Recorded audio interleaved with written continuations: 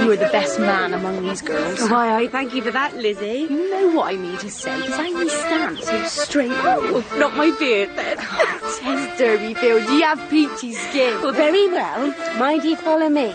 Women of age go backwards at the dancing.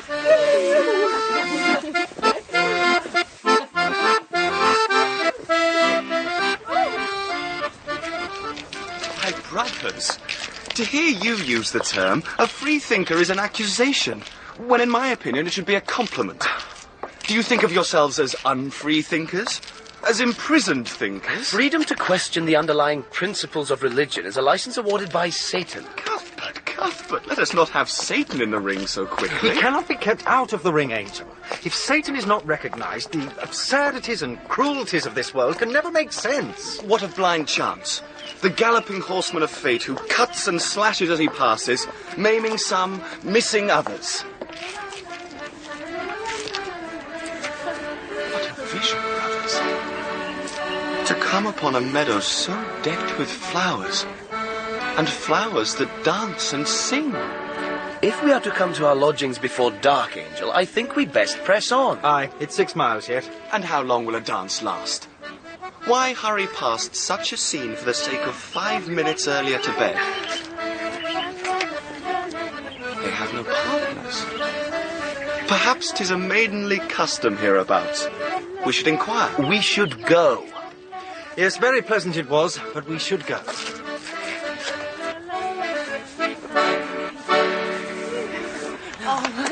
Why, looky, Tess, are they three by the gate? They be gentlemen, I expect, at walking. I know none of them. Ask them, Tess. You have such good manners. I will not ask strange men to dance, Lizzie Breeden. 'Tis but till our partners arrive. Why, Tess, look, be that not your father? Aye. Why be he in Billy Bascom's car? Tess, come hither. Come in, father. Tess, there ye be. Are you ill, father? Do you go home in a car? Ill? Oh, nay, Tess, never better. Listen to me, lass, when you're done dancing or afore, haste ye home and tell your mother to meet me up at Rolliver's. Tell her to come and hear the news. What news? Up in time, Tess, in time. Though you may know that it's news that sets us Durbeyfields in our proper place. Father, I thought we were in our proper place. That's where ye be mistook, girl, and where many in these parts be mistook. On we go, driver! Driver? It be Billy Bascom, father. As if he did not know my name before I did. And Tess, tell your mother to bring the spoon. The Walden is as the crest and the medallion. Yon with the horseman galloping. Hear me? What be all this, father? Oh, great doings, Tess, great doings, you shall see. Get a leg on, Billy Bascom, direct to Rolliver's.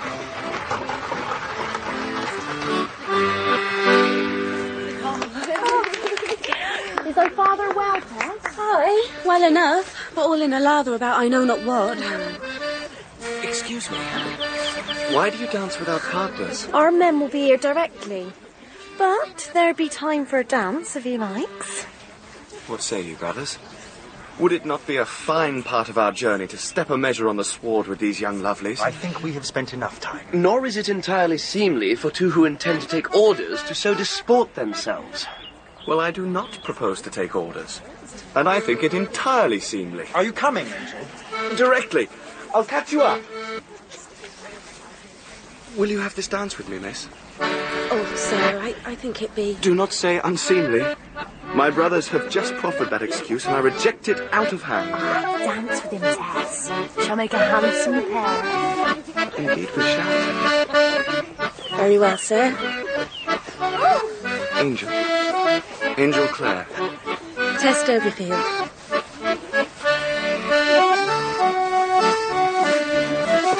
God is good to make such a night as this, that may not be bought with money or owned by rank, but belongs to them who have the peace of mind to enjoy it. Do you not think so, Miss Durbeyfield? Aye, sir. It be surpassing fair sometimes, when you least expect it.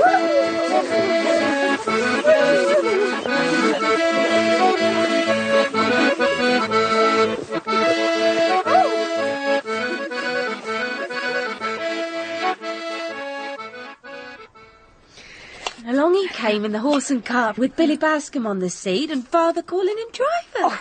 Like he didn't know Billy's proper name and asking you to meet him at Rolliver's to hear the great news. What great news? And he would not let on, save it would put us in our rightful place. Why, he must have found a horse to take poor Dapple's place. It's more than that.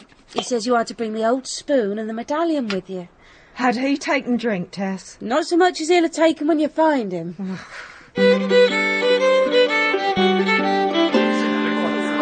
Sir John, he calls me not once, but thrice. So I says to him, tell me, Parson Tringham, why be you mocking an honest man who has had his share of misfortune? For he knew as well as any that my horse Dapple was killed not this month past, and me not in the way of replacing her. And he says, civil as you like, I be not mocking you, Durbeyfield. By my reckoning, you are the last of the D'Urbervilles that was once so lofty in these parts, and who trace themselves back to the Conqueror and the Crusades and the like. So I says, 'tis kindly of you to tell me so, Parson, but what does it amount to, me being the last of these D'Urbervilles, like ye say? Amount to, says he? Why, it amounts to you having noble blood in your veins. You and yours. For these D'Urbervilles was related to the kings of France in wolden toils. Must be well thinned by now, John. With ale, if nothing else. And he said he traced us all the way back through the old records and such, and we D'Urbervilles have a family vault over at Kingsbere. There do be D'Urbervilles over that way, as I've heard. Aye, but they ain't been there long. Oh, they be latecomers, Parson Tringham says, for they have Stokes afore the D'Urbervilles. He was plain as a judge on it. I be the last of the old line. Oh, Joan! Did you bring him? Aye, I did. What is all this to do? See, there be the proof. This spoon and this medallion, they've been in our family since the year dawn. What be it, John? Have we come good? Why, wife, we be only the oldest family in these parts. D'Urbervilles we be, and like as not that is our motto written on the medallion. Olus eques. I cannot make the next out. Well, hold it up. Misso sortis equo something. I'll be this French, then. Oh, Latin, I expect. These old families always did their mottos in Latin. Ficus ere. So, what do it mean then, Sir John? I intend for Parson Tringham to tell me that, not as I don't have a pretty good idea. Let's hear it then. Well, I know as it has to do with horses. Well, that'd be likely enough, seeing as though there's a man on horseback on the thing. Aye, well, that's as may be, but the parson will know for a fact. Why, who'd have thought? D'Urbervilles, and us playing Durbeyfield till now. If he be Sir John, then ye must be Lady Joan.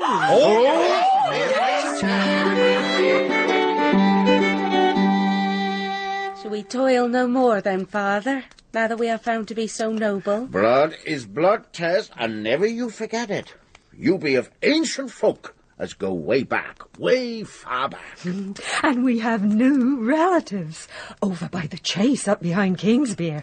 They are Stokes D'Urberville. They ain't nearly as old as what we are, and likely have neither spoon nor medallion. It don't do to be so uppish, John. They are kin for all that, and kin should be acquainted. I think Tess should go over there and introduce ourselves. Why should I, that knows them not a whit? To see what's what. Oh, no. What be it, John? Oh, I must relieve myself. Mercy, that groan you gave, I thought you was ill taken. You are the likeliest of us, Tess, you being so pretty and all. Why, they'll be made up with you straight off. Are you asking me to beg, Mother? Why, Tess, what a notion. And what is it you want me to say to these strangers? Well, to introduce ourselves, to let them know they have kin, even though we be in a hard spell just now, on account of us having lost our horse stable. We be honest folk. You want me to acquaint them with our misfortune? Now, Tess, I'm not saying 'twas your fault. It does not need saying, Mother. It was my fault. I've acknowledged it. 'Twas no fault but fortune's, Tess. Why, you may look on it as a day out, in your best coat, to call on kin and make yourself known. And I will make you a nice basket so you will not seem empty-handed. Tess will go up and see him, John, the Stokes d'Urberville, and take our respects. All regards, not respects. From the older to the later, 'tis regards. Respects is t'other way round. And you may tell them we have a spoon and this medallion that's been in our family since a year gone, and see what they have. Likely they have none such. You might fancy an heirloom the like of these.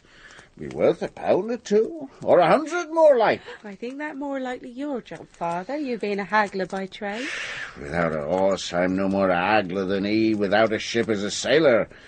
You'll see, once they have sight of these, they'll be curious to know how to come by their like. That's the way of newcomers to old families. You'll see.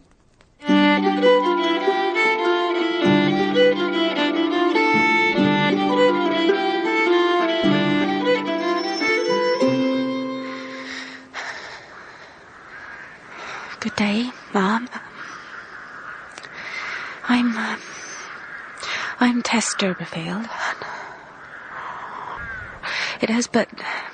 It's but recently come to my family's, oh my, what a thing.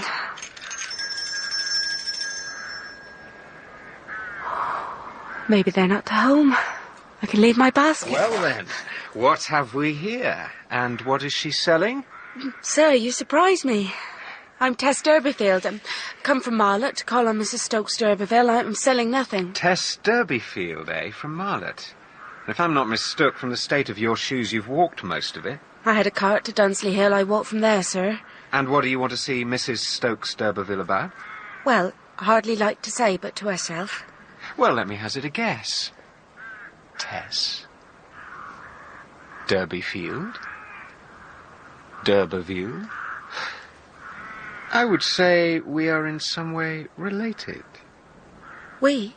I am Alec Stokes d'Urberville, and my mother is indisposed at the moment. Oh, I'm most sorry to hear it. Besides, she's blind, and a comely girl like you would be quite wasted on her. Shall we walk, and you can tell me how close I've come with my guess? Very well, sir.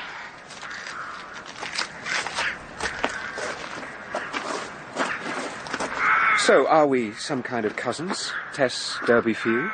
I hardly know, sir, only that my father was but recently informed by our Parson Tringham that he was the last of some old line that once was in these parts. Oh, indeed, that is so. Thick as thieves the D'Urbervilles were. And I've every reason to believe many of them were thieves. I know my father was, although he preferred to be thought of as having a good business head. I know nothing of thieving. My father was in the haggling trade, or was, and is as honest as they come. I have no doubt. This is our conservatory. We may talk in complete privacy here. But, sir, it's perfectly private where we be. I have special reason, though. Please.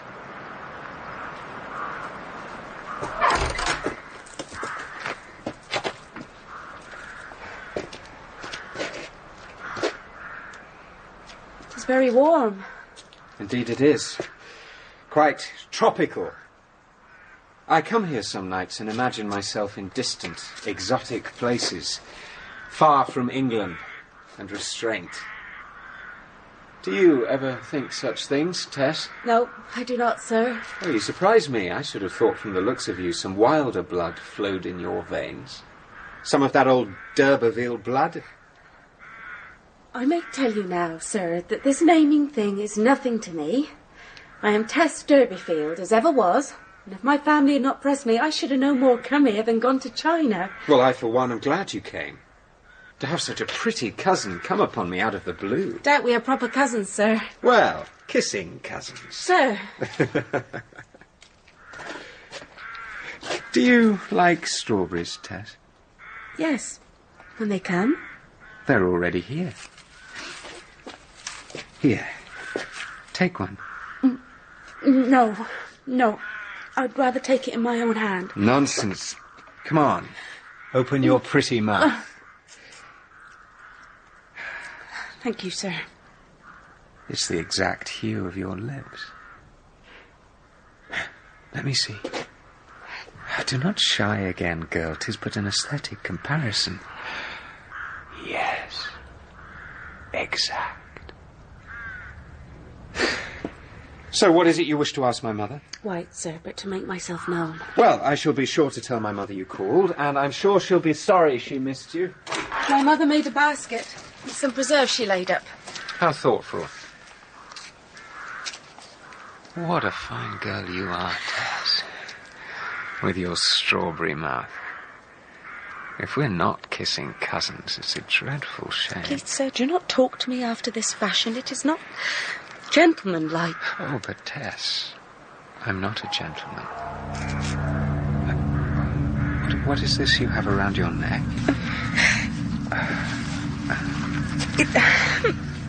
It is an old medallion my father wanted your mother to see. Ullus eques admisso sortis equo caecus erit. Let me see. When the horse of destiny is set in motion, the rider is blind. What an excellent tag. Is this your motto? I know nothing of it. Is that what it says? Or else my years of expensive schooling were of even less use than previously suspected. You would tell your mother I called and give her this. Oh, Tess, I cannot let you set off on foot to Dunsley Hill. Why, it's 4 miles if it's an inch. No matter to me, sir. Oh, but it is to me. Forgive me. I was over-friendly. Let me contrive a transport. My mother will be most aggrieved if I let you go afoot. Come on. Do not punish me for my finding you comely. There's no punishing, sir, so do not say it. I can walk to Dunsley easy enough. I will not hear of it. Wait here. Wait here, Tess. No matter, sir, I assure you. But Cousin Tess, I insist.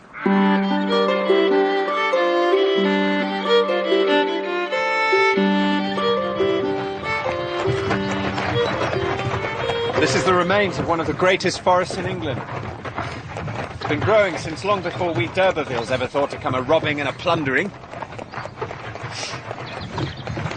I ride at night here sometimes to let my horse have its head.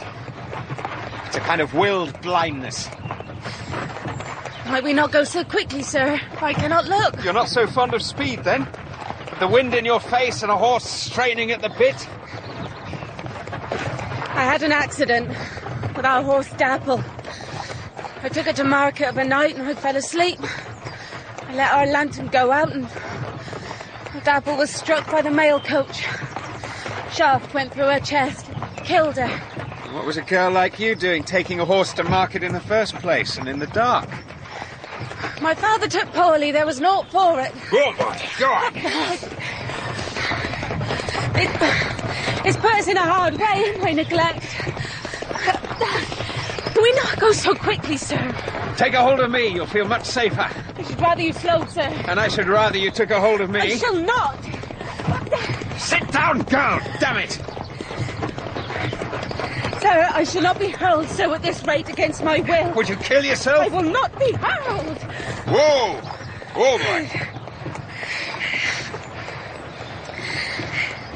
Is that slow enough for you? It is.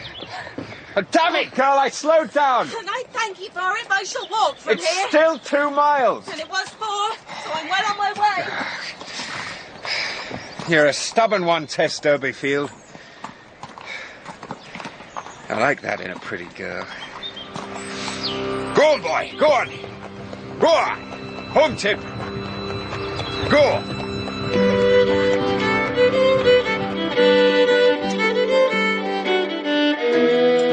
Did you show him the medallion, Tess? I did. And what did he make of it? He spelled out the writing. He be a learned gentleman, then.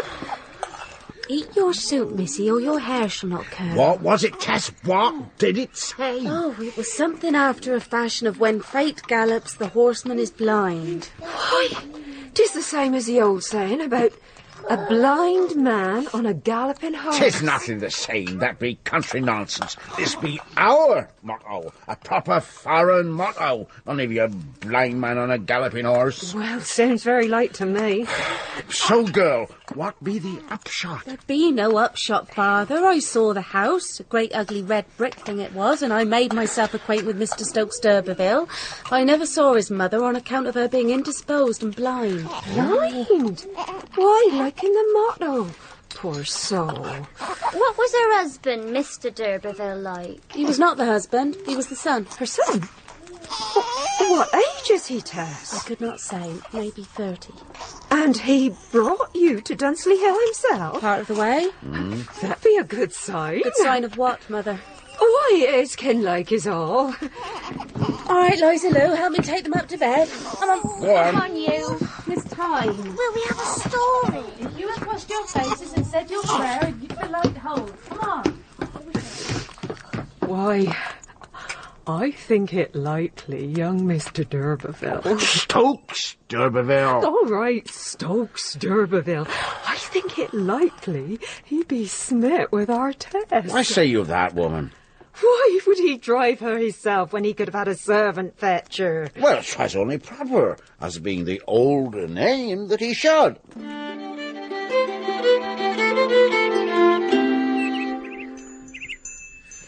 Tess Durbeyfield, you say her name was? And you believed that she was of direct descent? I believe she believed it. Marion, bring me some more wine. Yes, sir. As to the facts of it, some parson ferreted out the details. Thank you, Marion. If you can believe a parson. Is that not your third glass, Alec? Marion pours them very small, I can assure you. So, what did she want, this Tess Durbeyfield? She was too embarrassed to say, but I imagine she sought a post. Her father's a haggler. What is a haggler? It's one as trades in second-hand goods, marm. And presumably haggles as to their worth. And this haggler claims to be descended from the ancient Durbeyfields. Many a grand name has fallen into disrepair, Mother. We ourselves have no more claim to the name than Marion here. Marion, leave us. Very good, marm. I will not have you talk to me in that manner in front of servants, Alec. Alec, do you hear me? I think this girl Tess might be the very person for your Finches. Is she pretty? Plain as a post, but an uncommon good whistler. She is? How could you know such a thing? Because I heard her whistling as I came up. And would this girl want such employment? That wouldn't surprise me one little bit. I will be in the sitting room. Have Marion bring through my birds, Alec, and you come and sit with me. Very well, Mother. You do not object to sitting with me for a few moments, do you? No, Mother. Marion! Sir? Another glass of wine, Marion. And take my mother in her precious birds. Oh! Now, Master Alec, look what you made me do. And look what you made me do.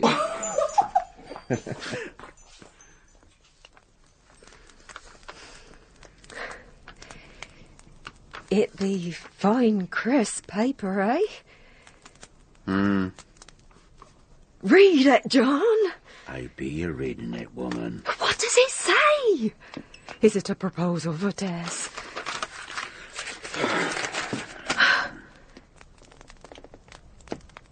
Can I have my letter now? It be no proposal for a daughter of mine.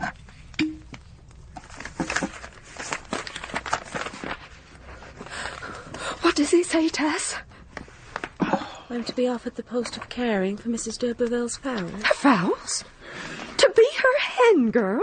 Seems she has a great many prized birds whose welfare she thinks highly of. 'Tis no position for a daughter of mine. Likely 'tis but a beginning, and only a way to come to know Tess. Why don't she say so outright, and show proper respect for us, as be the older blood? Father, Tess, I can see nothing in these notions of older blood and younger blood. We have the older blood, and that's a fact. Parson Tringham said 'twas so. Everybody's blood must go back as far as everybody else's. Billy Bascom's mother and father had a father and mother all the way back to Eden. Are you saying we be not of ancient stock? She be not saying that, John. Be you, Tess? No. I'm sure we are, Father. Good night. Makes no matter if we all come from Adam. Some families be older than others. John, ye must be guided by me. 'Tis but a foot in the door. There's a mother and a son, see you, and the son be not wed, and the mother blind. What be that to it? Blind folks have uncommon good judgment, 'tis said truly. And when this Mrs. Durbeyfield comes to know our Tess, why, I would not be surprised, her being, as you say, of older blood, that she sees a match for her boy. Not if she hears her chaff about Billy Bascom's blood being old as any other. Anyhow, Tess has no mind to be looking after fowls. She will go to it if you says to, John. I would not force my daughter. Who said force? There's no such thing. Tess be a good, dutiful girl, none better. But she knows we be in hard times since Dapple was struck down. 'Twere not Tess's blame. I should not have sent her. No more I'm saying it was. Just speak to her.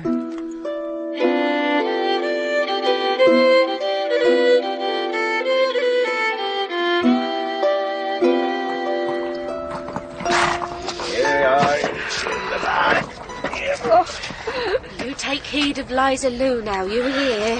When will you be back, Tess? Oh, well, we'll see how it suits this foul-minded.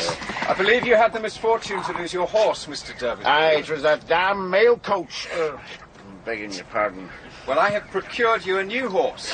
Likely not as fine as your Dapple, but it will fit as well between the trams. Oh, you had no need of that, Mr. Durbeyfield, sir. Kin must care for each other while they may, Mr. Durbeyfield. Ready, Tess? Yes, sir. Goodbye, Mother. Oh, there, don't cry. It's your idea, after all. Father. Oh, Tess. Ask the medallion girl. Round my neck on a ribbon, Father, to remind me who has the older blood.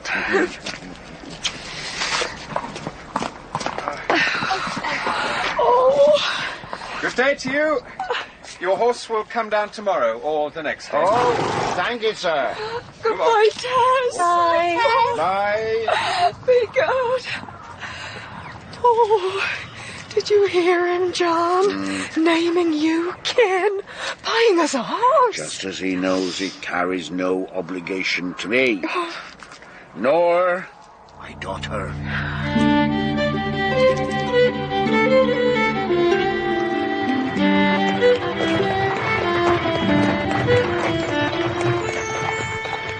Well, cousin, how does it feel to be on your way? On my way? Why, I know not where I be going as yet, so I'm content to hold on to my bonnet for now. You're a rare girl, Tess Durbeyfield, and I'm pleased we've met up. I thought we might stop in Kingsbere, pay a visit to a relative of ours. I have no relative in Kingsbere, sir, as ever I heard of. Then I must introduce you, for he's more kin to you than to me.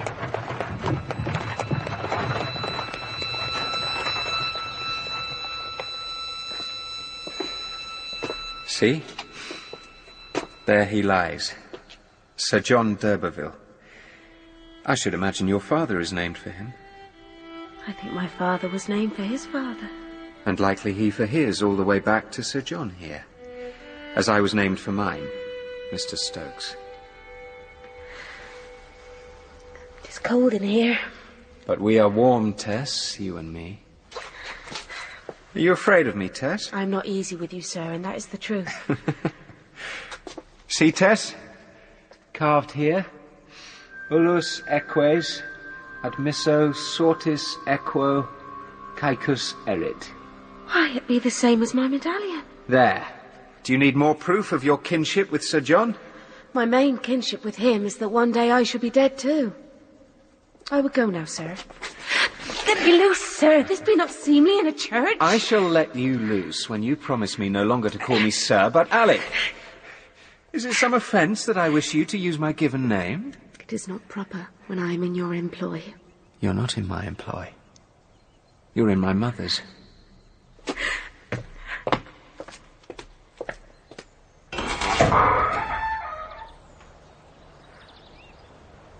Forgive this intrusion, sir.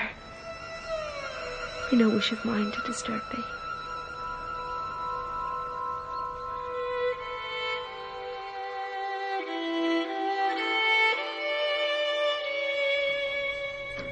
And most especially, Miss Durbeyfield, I would have you whistle to my finches. My son tells me you are an accomplished whistler. Well, I'm nothing much to speak of at whistling. Oh, too modest by far is what she is. He also said you were as plain as a post. Come here. Let my fingers have a look at you.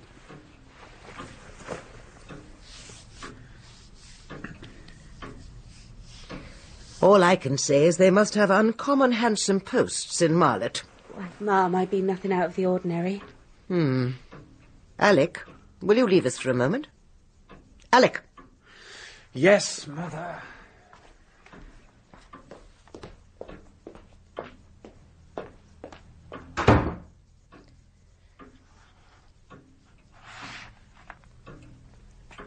Tell me, Tess, whose idea was it that you should come to see me? My parents, Ma'am. On account of their believing us to be kin? That was their notion. It would be entirely to your advantage, Tess, if you were to put out of your mind any manner of kinship to me or to my son. I assure you, Ma'am. Do not interrupt, girl. I have not finished. Yes, Ma'am. Accidents of a nominal nature are not to be taken for significances. Yes, Ma'am. That is all.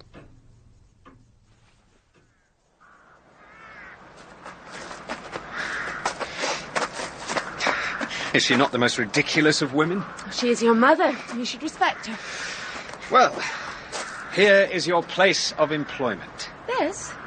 This is the birdhouse? It is. But it's a cottage. Nothing is too good for Mamma's pets.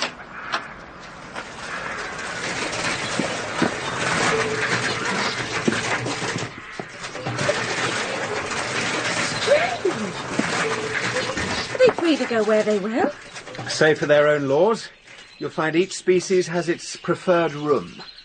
The songbirds like the upper floor, the guinea fowl prefer the parlour. Oh, it's as big as our own house at Marlott. I know many a family who live in a worse place. This world is full of absurdities, Tess. This is but a minor instance. You'll find the finches in the front bedroom. They're the key to your success here. Keep them in tune, and my mother will be putty in your hands. I think you misled her shamefully in the matter of my abilities. I'm no whistler, such as you pretended. Nonsense. Try it. Go on, let me hear you.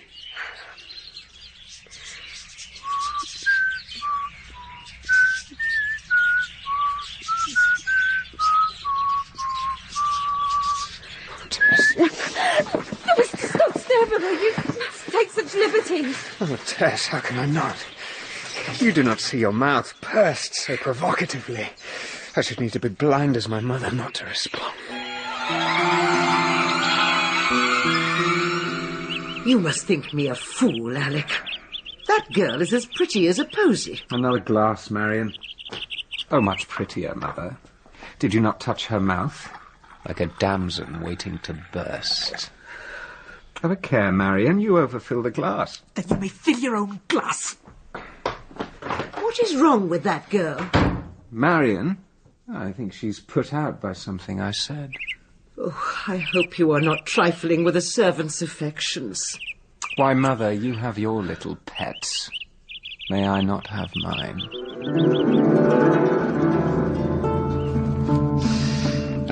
Yet, after a month, I am still not sure if this is a proper post for me. These fowls of Mrs. Durbeyfield's are not rightly proper poultry, but be more pets to her, for she examines them closer, as you may well imagine, all with her fingers, having no sight. Poor soul. And I feel myself little more than one who dust dolls for a child as has too many. Does she say if the gentleman, Mr. Alec, has paid her more mind? Aye, for it was plain as a pikestaff. He thought greatly of it. He will come to me first. I am head of this family, and we be older and farther back than they. Read on farther, too. It's like I hear Tess's voice in the words. If you wouldst not keep speaking up.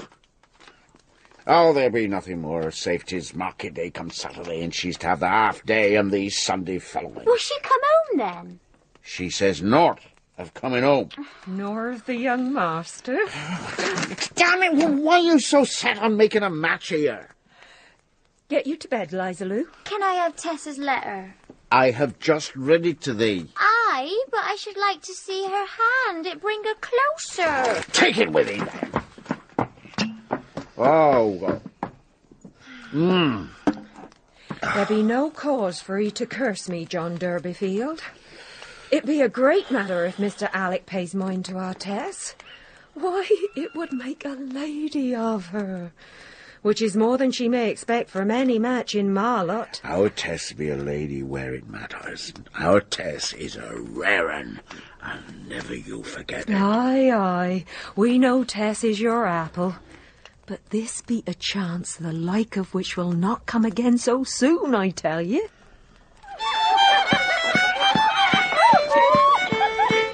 Come on, Tess Durbeyfield.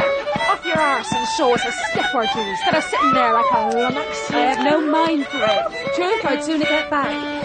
It's turned 8. I must be up for my birds need feeding, Sabbath or no. Twill not kill them to miss their breakfast. Come on now. Let's you and me take turns on going backwards. I tell you, Marion, I have no mind for it. I'm not ladylike enough for you. Or maybe your partner be not here. I have no partner. Not from lack of trying, though, missy. Don't think it not noticed how you go wandering off in the woods when it's certain somebody be riding there. Ye must call me Marion Murky. I do no such thing. Oh, where be ye off, then? I shall start home, and when the cart is ready, it may pick me up along the way. That'll be not so soon, missy, and 'tis 7 mile to go. I have walked 7 mile afore this. It is a night for it, the moon be bright, the air be sweet. Oh, you be such a nuppety, Miss Tess Durbeyfield, as makes me choke.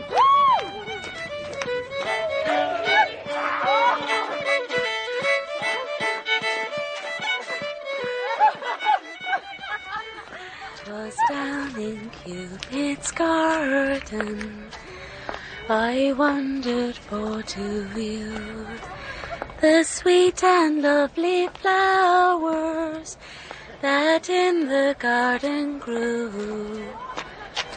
And one it was sweet jasmine. Where be thee walking to? Come to the dance, girl. Be not afeard out alone of a moonlit night. Come with us and we'll treat ye ever so nicely. The lily, pink and rose, they are the finest flowers that in that garden grow, that in the garden grow.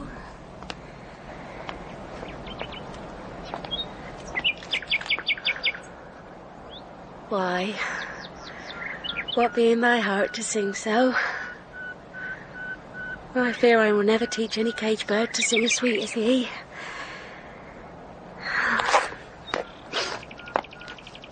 God is good to make such a night as this.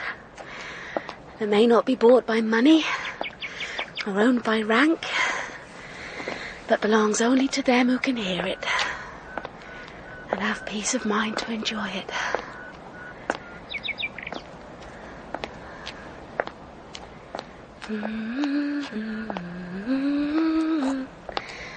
Wonderful to you.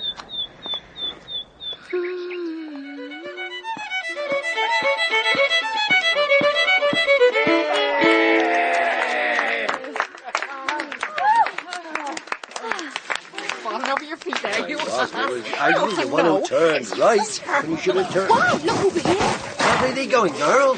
Be, there's my master come by. Evening, sir.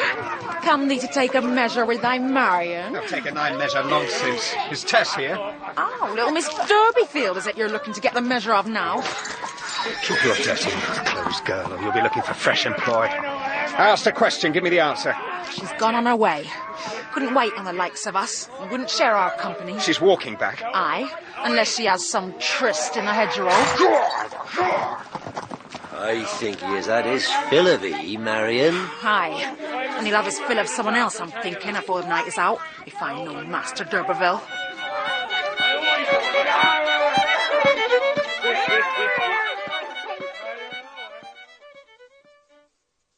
And one it was sweet jasmine, the lily pink and rose.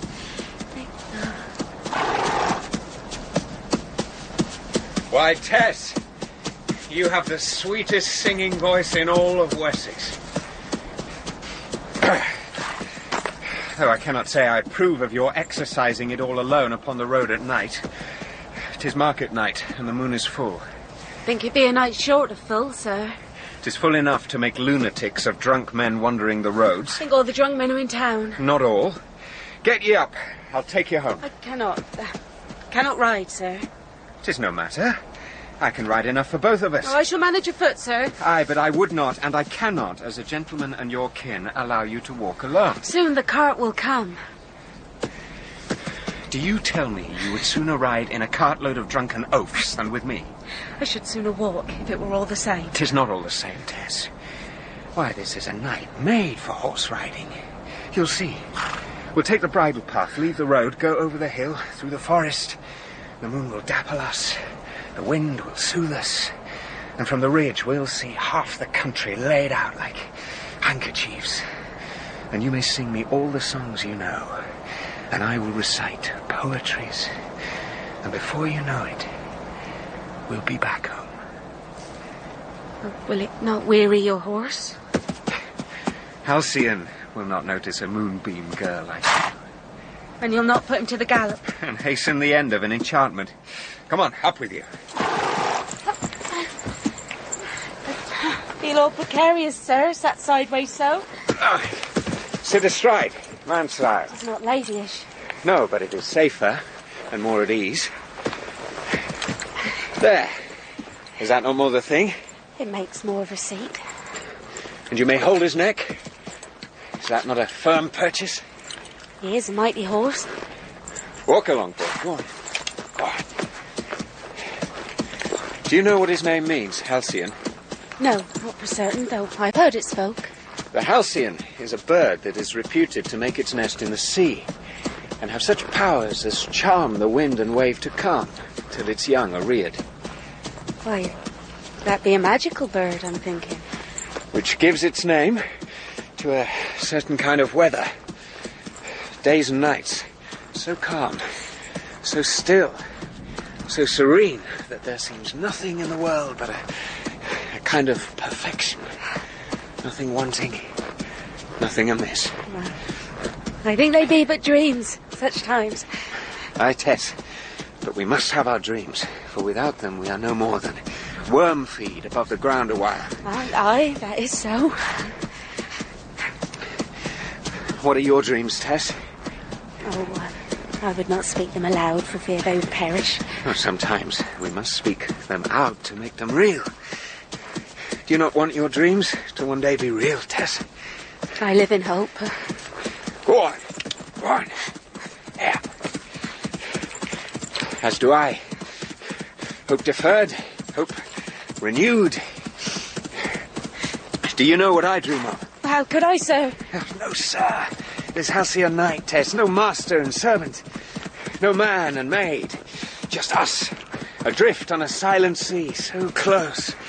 'Tis past telling which is who, where you leave off, and I begin. For what is horse, and which is human? Not so fast. 'Tis Halcyon's need to climb the hill. Lean forward with me to take the weight from his quarters. You said you would not gallop. See the ridge and the forest beyond. Once it covered all the land. Man could wander a week, months, or a year and see naught but trees. Whoa, boy, whoa. There, boy. Look. Is this not the height from which to view the world? It looks all little by moonlight. Such tiny fields and roads like string. Walk on, go on. Are we going into the trees? Never fear. Halcyon knows his way. Go Go on, boy. Yep. Yep. Go on. Go on. Why, we might ride him blindfold and not be lost. You said you would not gallop. It is Halcyon's will. He loves to gallop through the chase. Control him, I beg you, sir. No sirring, remember. Here, take the reins. Cannot, I do not know how. Then hold fast and feel your helplessness. There is no purer fear. Promised. And what did you promise, Nothing, Tess? I promised nothing. You are all promise, Tess. Promise and provocation. You are a dream spoken flesh that men may hope to have. I must get down. Let me down.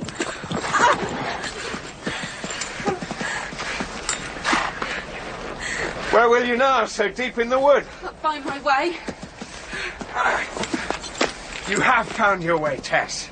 Remember your motto. When fate rides, the horseman is blind. This is where you are going. This is the place to which you must come. And you are here. You promised. I promised myself, the first time I saw you, that I would have you in my arms. Do not struggle. It is of no avail.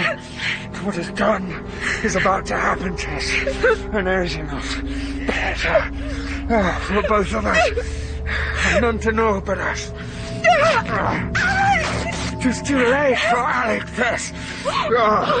Tis but you and me, naked but of names.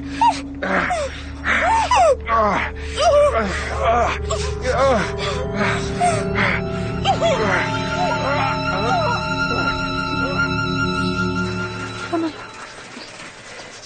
Please sing. Please.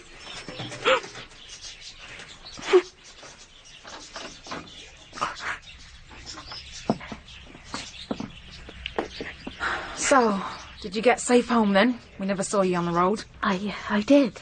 Not at church this morning, confessing your sins. Is that where you were off? Dressed up so? No. I'm out of this midden, and the cock that gets upon it to crow.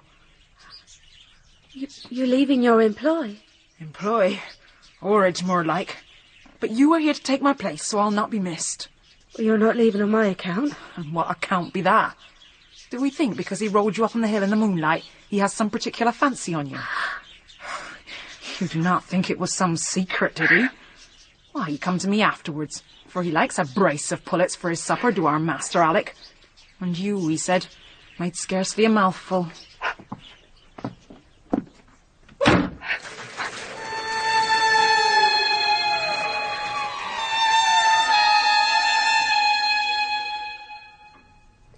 You have done very well, Tess, very well. I cannot recall hearing my pretties in such good voice. Thank you, ma'am. Tess, I have been forced to let Marion go, and would like you to consider taking her place. I should, of course, like you to keep on with my finches, but the other fowls would be another's responsibility. It would mean an increase in your wages. I'm off, Mother. Have you told Tess of her promotion? I was on the very subject. However, I think I detect a certain disinclination. No, you misunderstand, Mother. Doesn't she, Tess? Tess is not disinclined. She is simply shy. Isn't that so? No, it is not so. I must tell you, ma'am, that I cannot work for you any more. Neither as maid nor keeper of your finches. I will work out notice, but then I must go. Tess, is this my reward for my kindness to you? Alec, is she still here? No, Mother, she is gone. What is wrong with the girl?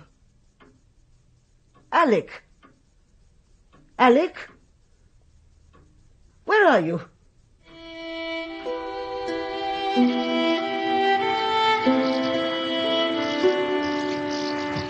Tess! Tess! Why did you slip away like this? And on a Sunday morning when people were all in bed? I only discovered it by accident. I've been driving like the deuce to overtake you. You know nobody wished to hinder your going. If you won't come back, I will drive you the rest of the distance. I shan't come back. I've worked out my notice and now I'm leaving. I thought you wouldn't. Whoa, boy. Whoa. I said so. Well then, put up your baskets. Let me help you on. As you wish.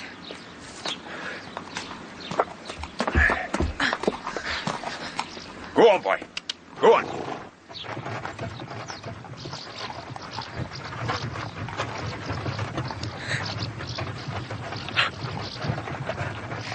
What are you crying for? I was only thinking that I was born over there. Well, we must all be born somewhere. Oh, I wish I never had been born. There, or anywhere else. Well, if you did not wish to come to Trantridge, why did you come? You didn't come for the love of me, that I'll swear. Oh, if I had gone for love of you, if I had ever loved thee, if I loved you still, I should not so loathe and hate myself as I do now. I did not understand your intentions till it was too late. That's what every woman says. How could you dare to use those words? My God! I could knock you out of the gig. Very well, I'm sorry to wound you. I did wrong, I admit it. Oh, you needn't be so everlastingly flinging it in my face. I'm ready to pay to the utmost farthing. You know you need not work in the fields or the dairies again. I have said I will not take anything more from you, and I will not. I cannot. I would be nothing more than your creature to go on doing that, and I won't. One would think you were a princess from your manner, in addition to a true and original Durbeyfield. Well, Tess, dear, I can say no more. I suppose I am a bad fellow. But upon my lost soul, I won't be bad towards you again, Tess. And if certain circumstances should arise, you understand? In which you're in the least need, the least difficulty, send me one line, and you shall have by return whatever you require. There is one thing. Yes? The place where you took me. And tell me how I might find it. You want to return there? I lost my medallion. My father's medallion. Then I think, like something else you lost, it will not be found, Tess, for it was Halcyon led us there. You must ask him. Then I've lost almost everything since I came to Trantridge. This is far enough. Whoa, boy. Whoa. You're not going to turn away like that. Come, Tess. A farewell kiss. See how you've mastered me. Goodbye, my 4-month cousin.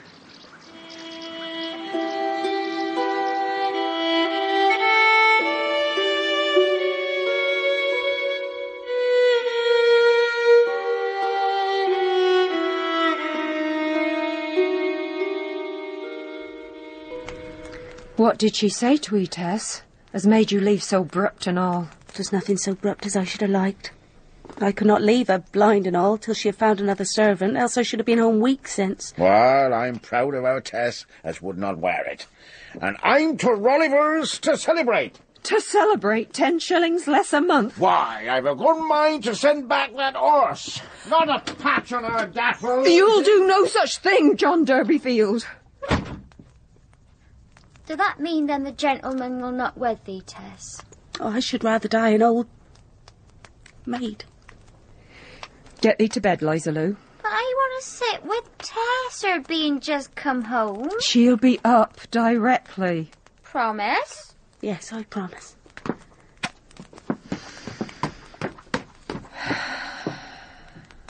Tell me, girl, what you cannot say afore them.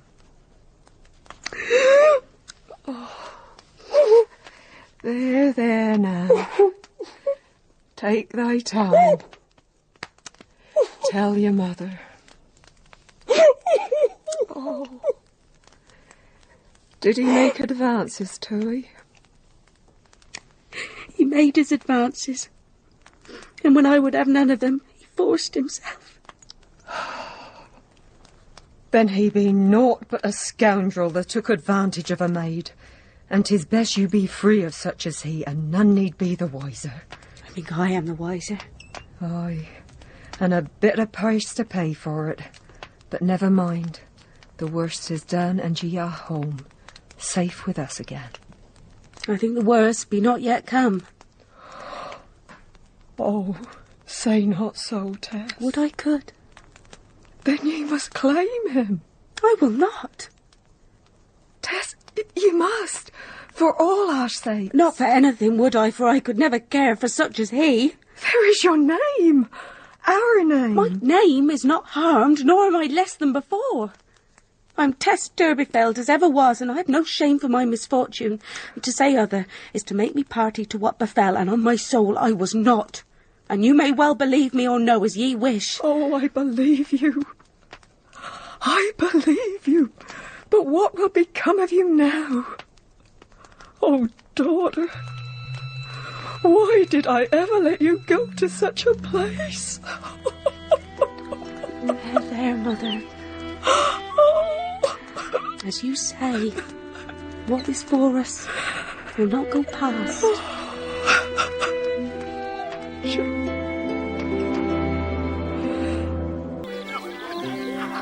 Let's be having you now. Time to be up. There's minutes left.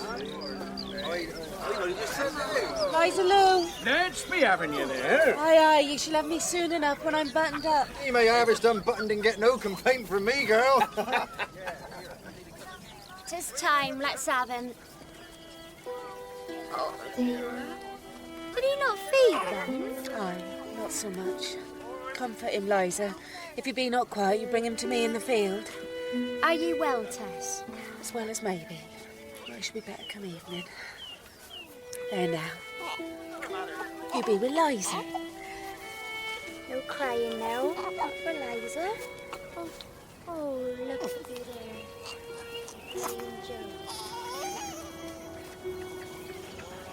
Why, will lad be poorly then? A little feeble. I think it be the sun too hot for him. Oh, that'd be a worry this age. But you'll see when he gets his old, he'll come on in leaps and bounds. I pray 'tis so.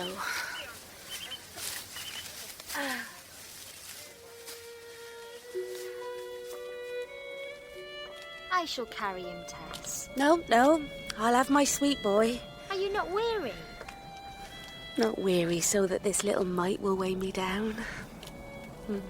No, he lifts me up, does my lad. When be we christening him, Tess? When Parson Tringham chooses, I reckon. And not afore. There be Father, Tess. Father? On his way to church at Rolliver's, no doubt. Father! Father! For shame no walk past us like so. He's much affronted, Liza. But not with thee, girl. But you're his firstborn and the little one his first grandchild. I think he would wish neither be so.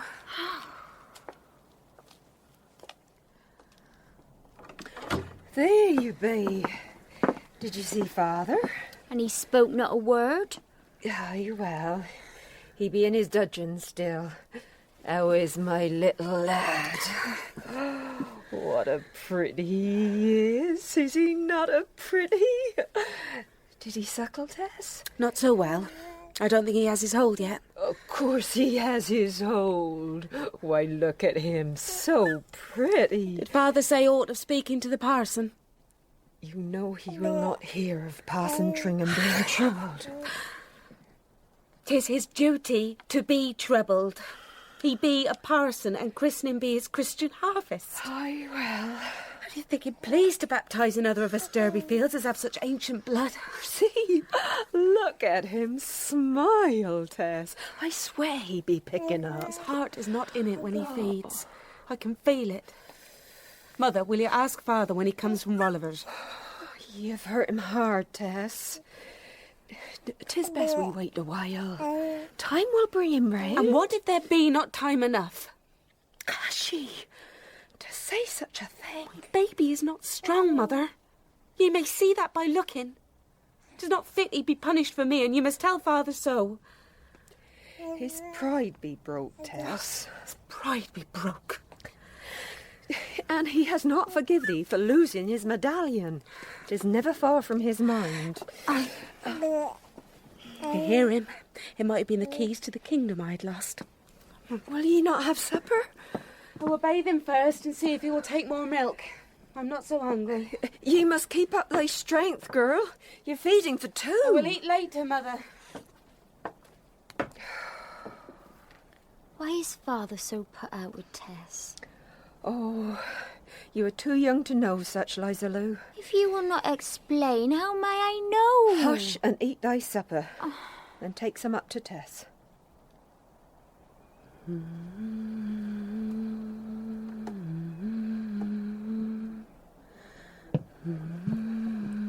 Is he asleep, Tess? Aye. He suckled some and gave a sweet little smile, then his eyes folded down like petals and he was safe in his dark. Here's some supper. Thank you, Liza. Let me rock him. Father's come in. I saw him. He's early from Rolliver's. Aye. I fear 'tis not so congenial to him these days. I cannot understand him, Tess. He can scarce speak to he. Oh, he's had a great disappointment, Liza, in this matter of his name and how he was of ancient stock.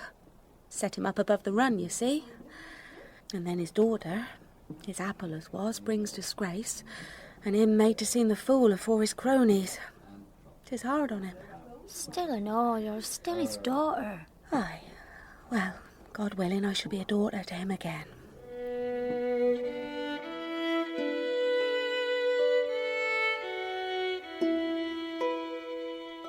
I be a laughing stock as this woman, and I will not lose face with Parson Tringham as well. 'Tis likely as he know already, John. Folks talk, you know. Well, I shall not invite his rebuke, and that's that. I never had disgrace afore this doing, and now I may scarce raise my head in company, now that my daughter has turned to whoring. You wrong me, Father. To call me a whore. My mind is made up, I tell ye. I will not have Parson Tringham trouble with this. For ye may be sure, he will never baptize a bastard in his church. Then let him come here and do his Christian duty. What? Will you presume to tell an ordained minister his duty? You was laid down to that whoremaster? You know nothing of it. I know what came of it. That mewling child up there. Father. Ye speak wrongly, John. Do not ye bend upon me, woman. She is was your apple. Aye, well, I've found the maggot in her now. What is it? Will he still not settle? Come and look at him. He'd be burning up. He has a fever. What is it? What's wrong with him? It be a croup. Go fetch Dr. Wykes. Let Liza Lou go. I shall fetch a parson. Now, Tess, there be no need for that. I think there be need, Mother. Is it true, Mother? Is he so ill? Get dressed, girl, and go for Dr. Wykes. What be all this? Where are you going, Liza Lou? To fetch Dr. Wykes. The babe is took badly. Oh, canst not your mother cope? 'Tis a shilling to bring the doctor. Go, Liza. Hurry now. What? Are you now to give the word in this house? Aye, when it be a matter so dire. Maybe she has brung him into the world, then. She be gone for Parson Tringham. You be on your way, girl. There will be no person come here on such business. You hear me? I am disgraced enough.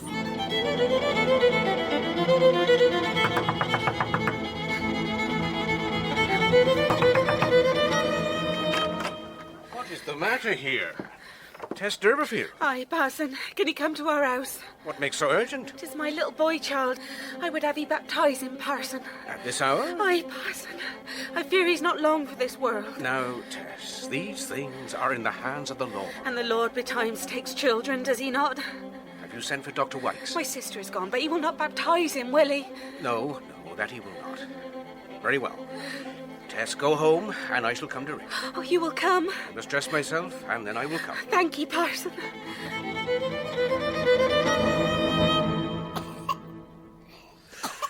It is a congestion. As I thought. And the fever is strong. Poor mite. Wrap him in damp cloths to bring it down, and in the morning I will come again. What is it, Doctor? I have told your mother, Tess. Aye.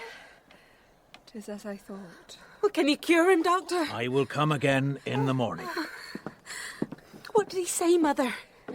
We are to wrap him in cold cloths for the fever. You will be well, my little one. parson is coming. He will bless thee.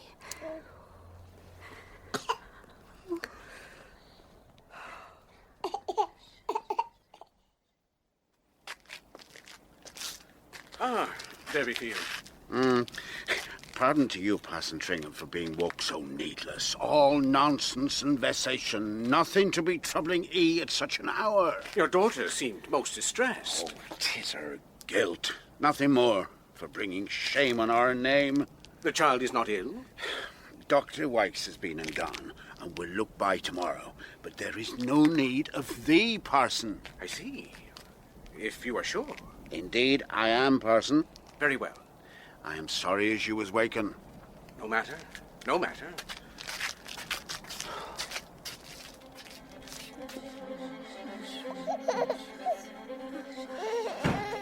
Oh, thank God. Parson Tringham is here. No, it'd be father. He has stopped the parson coming. He has stopped him. Why did you stop him? I told him I'll not be shamed in my own house. Never mind that now, Tess. Come here. Hold the baby. I'll cool him. Oh, shush. My poor baby. There. Oh, that's better. I shall baptise in my own cell. Can you, Tess? If no one else can, I will. It's a blasphemy, Tess. It is all a blasphemy, this life, but he has done nothing save be born, and God must know it. Receive this child, and forgive him the sins of his parents, for he knows nothing of them, and take him when his time has come to dwell in heaven with thee. And let him be baptised in the name of the Father, and the Son, and the Holy Ghost. Is that him baptised, Tess? As good as if Parson Tringham had done it. Better.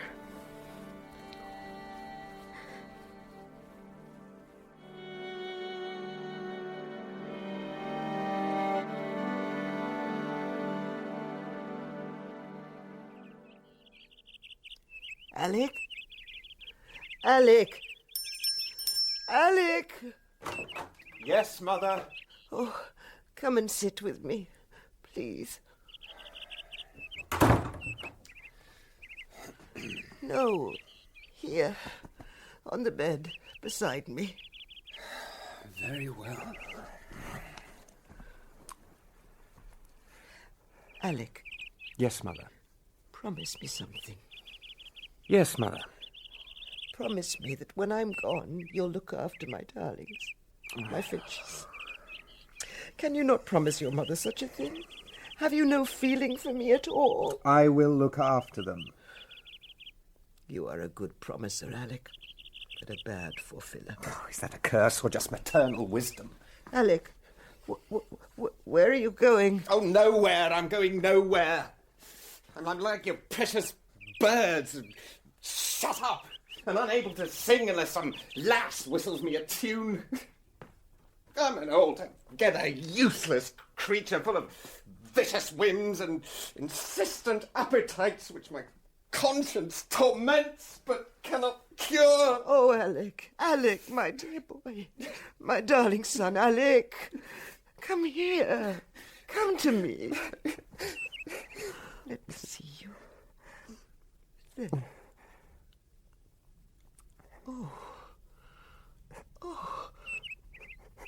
Oh, how sad my boy is. How deep is his distress. That's enough, Mother. You used to like me to touch your face, to listen to it with my fingers. Well, now it feels like a spider crawling on me. Oh, what a thing to say. I am suffocating in here. Well, you won't need to suffocate much longer on my account. I'm sorry. I'm sorry, Mother. Oh, Daddy. Oh, it's all right. It's all right.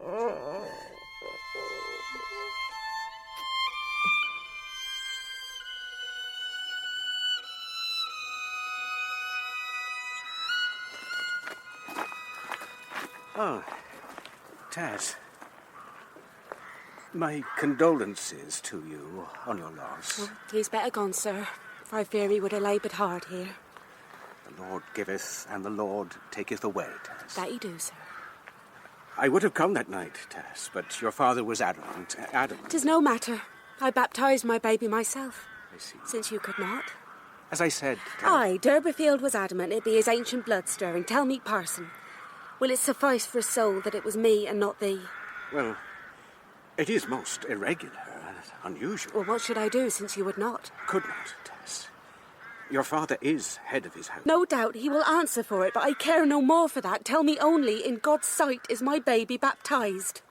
Why, Tess, I think in God's sight... Nay, I am certain, as a mere parson maybe, yes. It will be as if... Then will you bury him proper and Christian, parson? Well, now that is another matter. But if, as you have said, in God's sight it is the same... It is not exactly the same, Tess. How is it not? I do not understand. In the matter of church burial, I am not entirely free of my responsibility to other parishioners. Like as they would object to an infant lying in holy ground. It is a very difficult matter, Tess. What? To dig a hole yea big, put a little dead child in it? Why, sir, I could do it alone, and when it be done there should hardly be a mark above ground. I'm afraid it is not within my power. Then I don't like you. And I'll never come to your church no more. Now, Tess, do not speak in haste. Haste? Ye think me hasty? 9 months I had him in me, and all shame it was. And 3 months I have cared for him and watched him wither, and all pain it was. And now, when this year of misery is done, ye tell me I speak in haste. Well, parson, I tell thee, ye know books better than hearts, for ye know not mine to tell me I speak in haste. You misjudge me, Tess.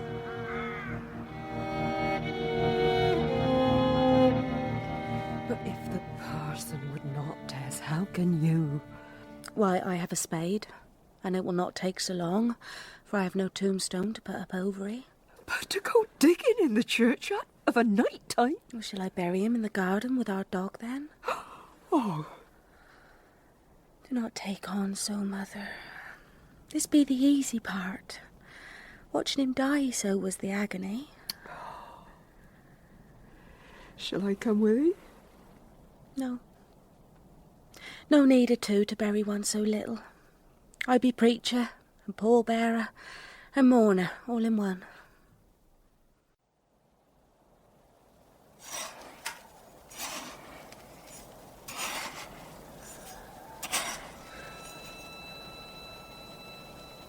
My little lad, I fear you will slip away entire from me, for so little to recall thee by. 6 smiles, and one laugh that was lightly wind. The smell of your neck.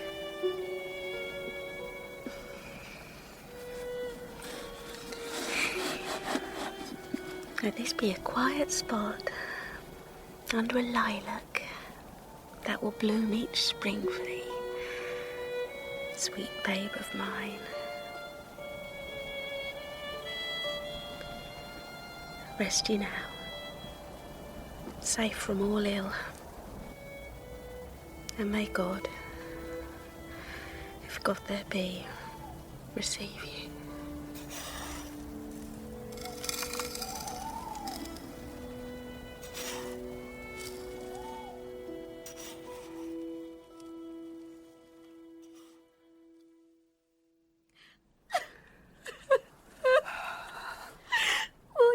To me. Oh, I will. And come and see you, and you me when I'm set. Goodbye, Mother. Oh, Tess, I do hate to see you go. 'Tis all to the good, a change. Will ye not say farewell to thy father? I've already done that some time since. There. Can I go with thee a ways, Tess? No. Else I shall not get out of Marlock dry-eyed. And I would. well to yourself, sister mine. Remember me to Mr. Crick. Aye. Goodbye.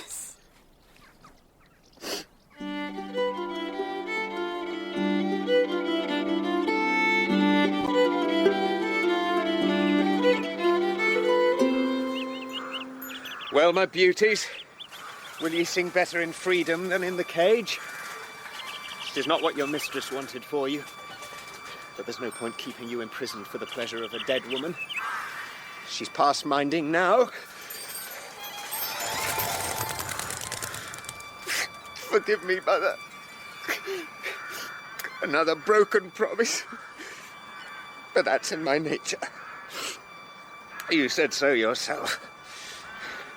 A good promiser, but a bad fulfiller.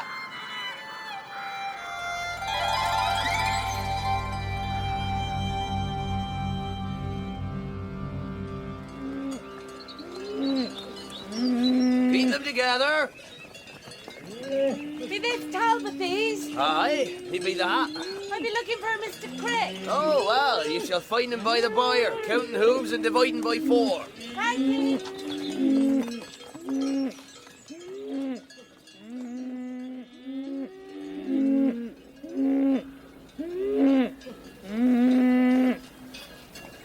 Me, sir. Are you Mr. Crick? That I am. Be my new milker? Tess Durbeyfield. Ah, I see now. You be John's daughter. Might pretty though, but I sees her. Does she still prattle, eh? Sometimes. He was the one to go on with John. So she has, eh? Ah, they be hardy looking. Was he at harvest? Aye.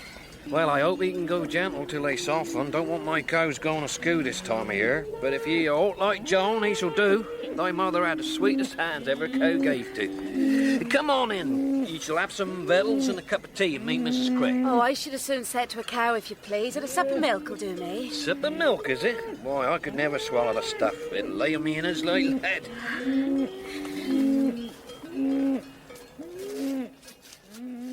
Here we be.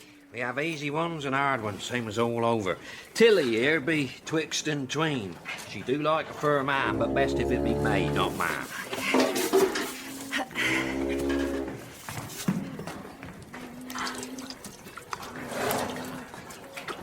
There now. What a sweetin' ye be, Tilly. Well, she do give to eat direct, I can see that. Likely you're your mother's daughter, all right. Well, I'd be quieter, though. Sorry, Mr. Crick. I was hard at the books. Oh, have you given Tilly to another? 'Tis all one, Mr. Clare. I've given Tilly to the new milker, Tess here, but you may go to Tabitha and see what you get from her. Very well. I've no doubt Tilly will appreciate the change. Now be Mr. Clare, who's learning dairy work. He's a clever young gentleman, but he milks like a bell ringer. Oh, Tess, ye have hands as silk, I can tell. Makes me envy the cow, it do.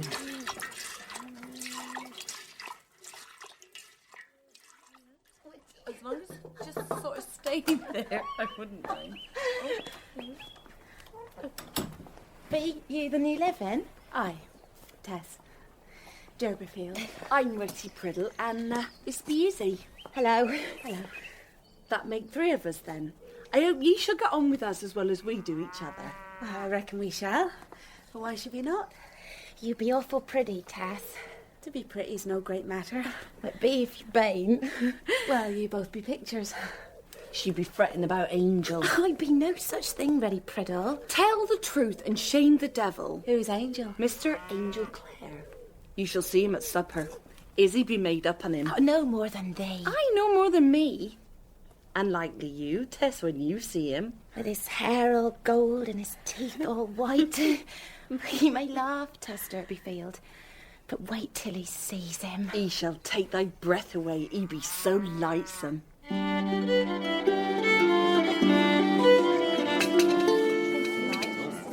They do give you a pile. There he be. Oh, Bain't he lovely? oh, aye. I've made an analysis of the last batch of butter, and you may be assured nothing is likely to top it for consistency and richness.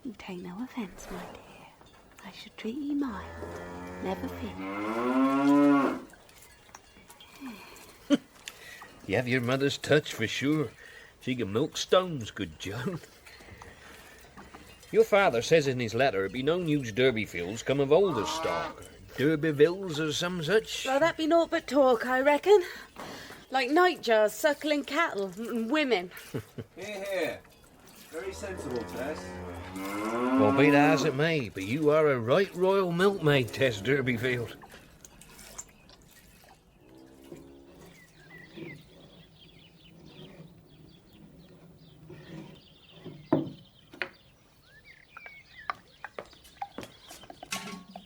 Shall I pour 'em in direct, sir? Before you do, Tess, Aye. sample this. And tell me what you taste. Why, sir, it do have a twang. Can you recognise it? Aye, sir, it be garlic. Mr. Crick! Mr. Crick, I knew it! What is it, Mr. Clare? I have corroboration. Tess, too, thinks it is garlic. Oh, damn me, that'd be a hard day on hands and knees, everybody wandering all over. I think I can save a great deal of effort. If I can have someone to help me, Tess here will serve excellently. It'd be more than two it takes to find garlic in a field, Mr. Clare. Well, let me try. So be it. You go with Mr. Clare, Tess. It shouldn't take too long. Oh, I do not mind, sir. I'm here all the day.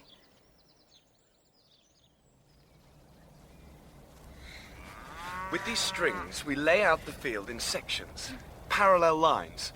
Then there's no overlapping or missed areas when we come to search. I see. 'Tis a proper notion, sir. I should prefer you call me Angel. Else I must address you as Miss Durbeyfield. Well, that would never serve, Mr. Angel. There is something on my mind that perhaps you may help me with. What be that? Well, I have the most peculiar notion that we've met before. Could that be possible? Aye, sir. Mr. Angel, it is. Where and when was it? It was not, as you might say, a proper meeting. We danced. In a field such as this? Aye, sir, Mr. Angel, that was it. Well. What a thing to come to pass. 'Tis how the world turns. Indeed.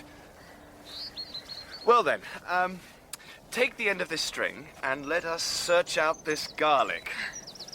I'm glad you were there to confirm me, for I doubt if Mr. Crick would have trusted my palate, but a purebred country girl like you, he took as gospel. Oh, 'twas garlic and no mistake. Well, then we must smite it hip and thigh, for the cow god is a jealous god, and will not tolerate a twang in her butter.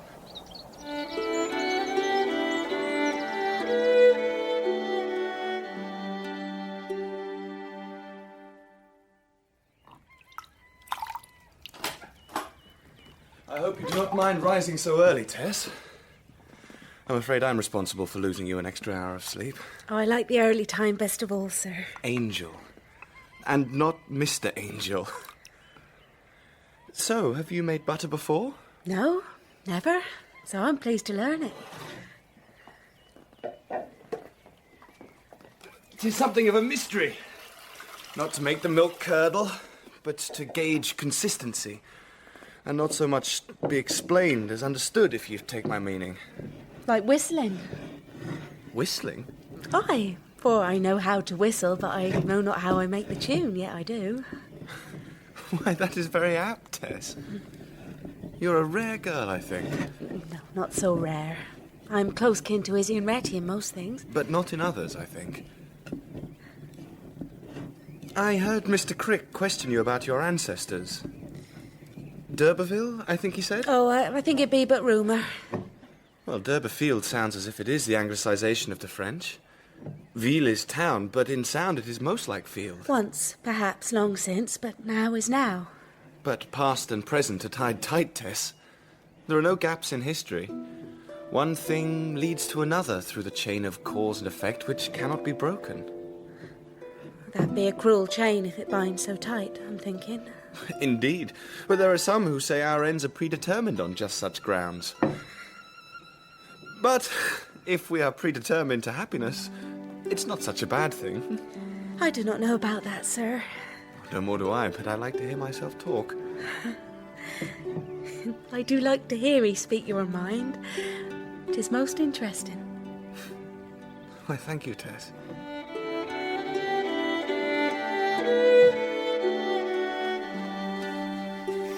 We were going to church at Mousedock, Tess. Were you coming with?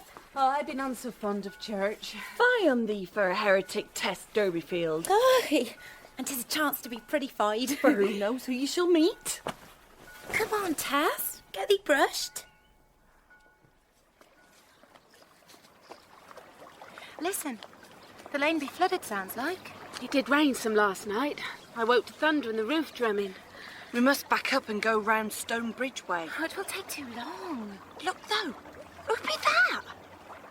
Mr. Angel. Oh, Mr. Angel! Really do not. My girls! Are you trying to get to church? Aye, and cannot wait on account of our Sunday best. Yes, sir, and it's getting late and my colour do come up so. Well, then I am your St. Christopher, and must carry you over. Oh, he's...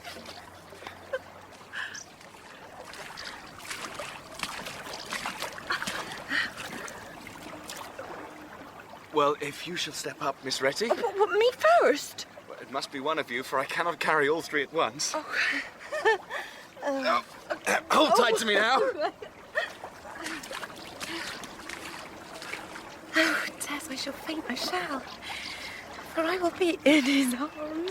Why, then you will miss part of the nearness. There you are, Miss Retty. Safe landing. Do not fall over.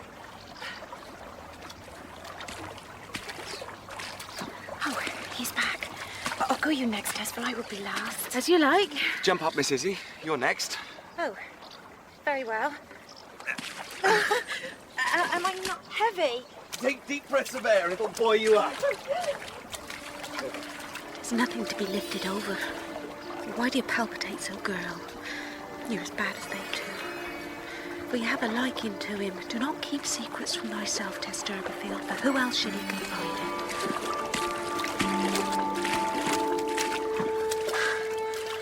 And the lightest and loveliest is last. They are better women than I. Not to me. I would not trouble you.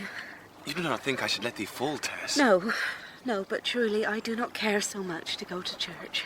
You may go where you will when you're across, but do not deny me my chance to be of service to you. Do you know that I have undergone 2/3 of this labour entirely for the sake of the last third? No. I did not expect such an event today. Nor I. The water came up so sudden. Oh, Tessie.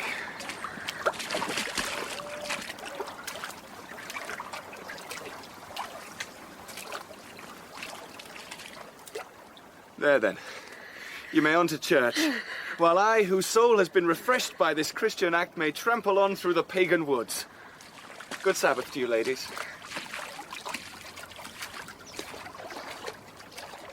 No. In truth, we have no chance against you. What do you mean? He likes thee best, the very best. We could see it as he brought thee. He would have kissed thee if you would have encouraged him to do it ever so little. Oh, I think Reddy be right. For to see him bear you across, it was not as he carried us, no. It was more... No, 'tis not so. Oh, Tess, you did not see the picture. It was as a man carries his bride. Across the threshold.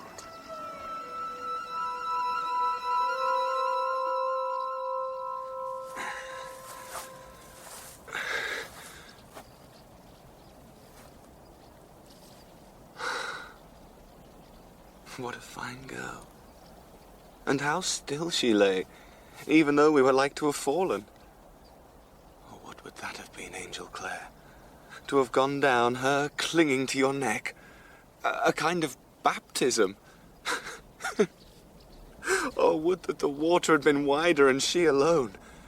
Why, I might have carried her back and forth till I was exhausted and then rested on the bank, my head in her lap. Tess Durbeyfield's lap. What a sweet repose.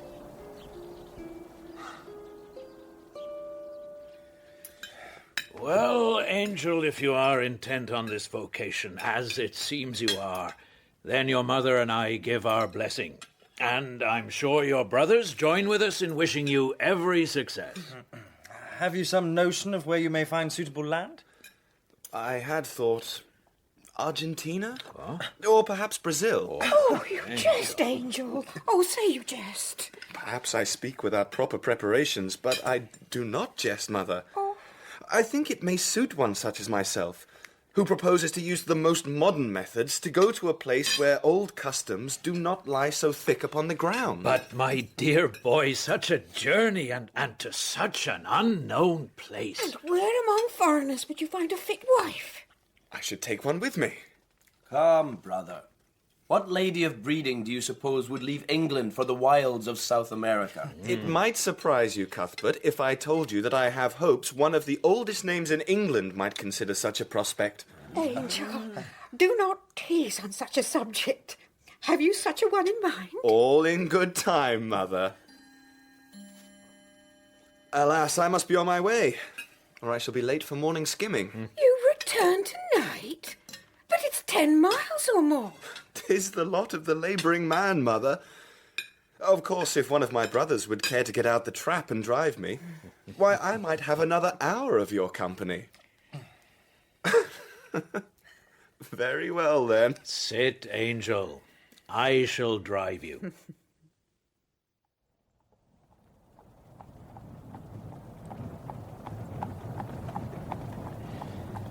You must not think your brothers do not have your welfare at heart, Angel. I rather think it is your welfare they do not consider. To let you ride out at such an hour? Why, I am upon these roads at all hours in my ministry. And if I serve my parishioners, how much more should I not serve my son?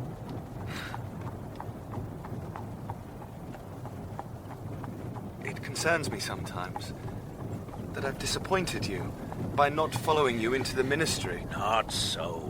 Yours is a different spirit, Angel. I think the church might have been too great a burden to your idealism, for the church still adheres, as it must, to the concept of original sin, and you, if I am not mistaken, have no stomach for that notion. I think it unduly harsh. And without Jesus Christ, it would be. I will not dispute theology. Not with a man who's driving me home. I do believe there are those beings who are pure of heart. I should like to think I might aspire to that, for all my imperfections. And I should further like to believe I might meet another such soul and live in harmony with them.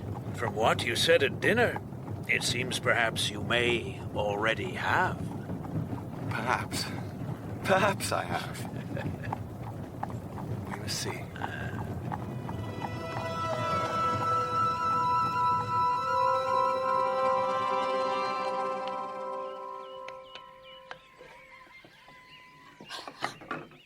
Oh, you made me start. You came up so quiet. You did not hear my heart. It beats loud enough to dance by. Feel here. Sir, do not. Angel. Can you not say it? My name. I can't say it. I do. You do not like my name. I admit it is somewhat foolish. No, I love your name. Well, then could you love he that bears it? Do not speak so. I pray you not. How shall I speak, then, of what is in my heart and mind? Angel, please. When I have an affection which fits all my ideas of love. This may not be so. Tess, tell me if I may hope that you may echo my feelings. My love. Oh, do not speak of love. Love be an enormity. And two loves twice so. Why, Tess, if I love you and you love me, then there be enough until eternity come. How can it be? Would you marry me, Tess Durbeyfield? Marry? Oh, Angel, I cannot marry you. Do you not love me? 'Tis not that. I am not worthy. Of course you are worthy. No, I am not. Then think yourself more than me in mind. You are a Durbeyfield. No, not so. If I put you in a gown and a string of pearls and introduced you as Miss Teresa Durbeyfield, every head in the gathering would turn, and with one voice they would say what a good match I had made. But first, you have not said if you care for me. Oh, yes, I care for you. Do you love another? No, none. Then will you marry me?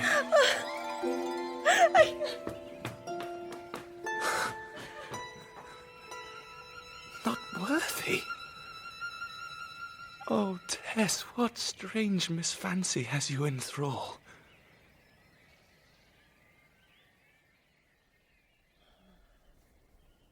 But Tess, if he wants thee truly... And can you doubt it if he has proposed to marry? Why, if he should want to marry me, Would you believe it?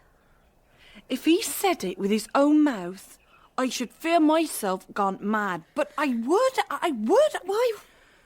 Wilt thou not, Tess? You're a beauty of a girl, and kind and true. Oh, look! 'Tis a letter. It's for you, Tess. Open it. You need not tell us what it says, but open it. Is it good, Tess? 'Tis a poem. Why, girl, if it be a poem, how can you doubt him? Canst read it, Tess?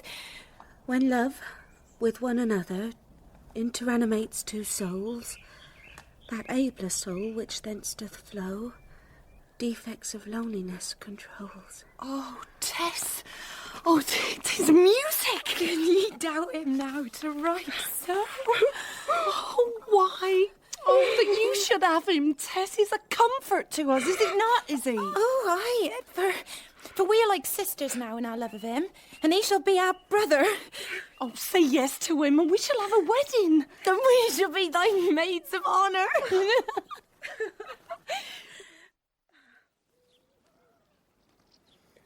Well, Tess, it's not as I would have it. He going home this time of year all of a sudden. I'm sorry to ask, Mr. Crick. 'Tis no great thing, Samuel.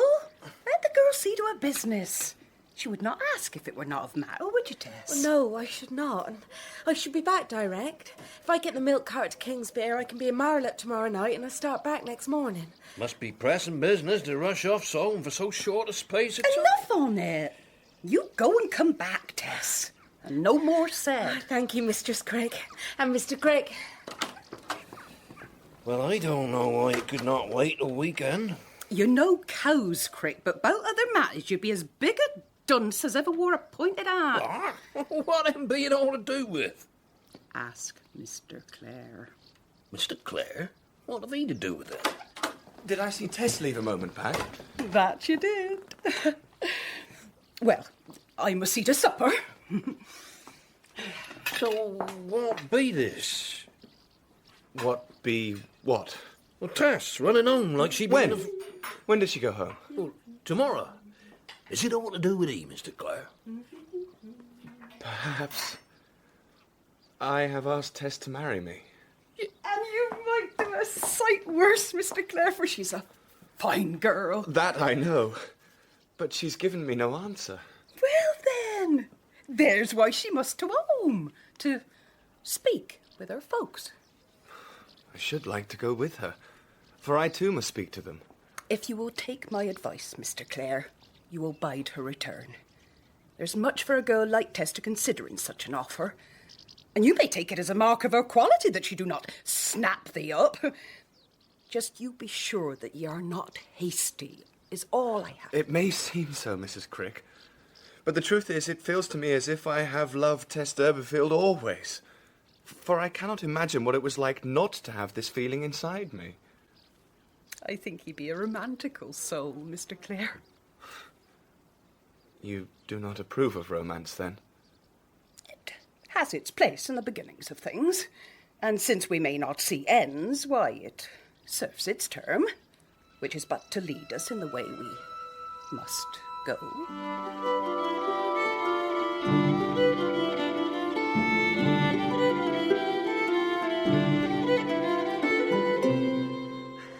But may I lie to him as I love, Mother?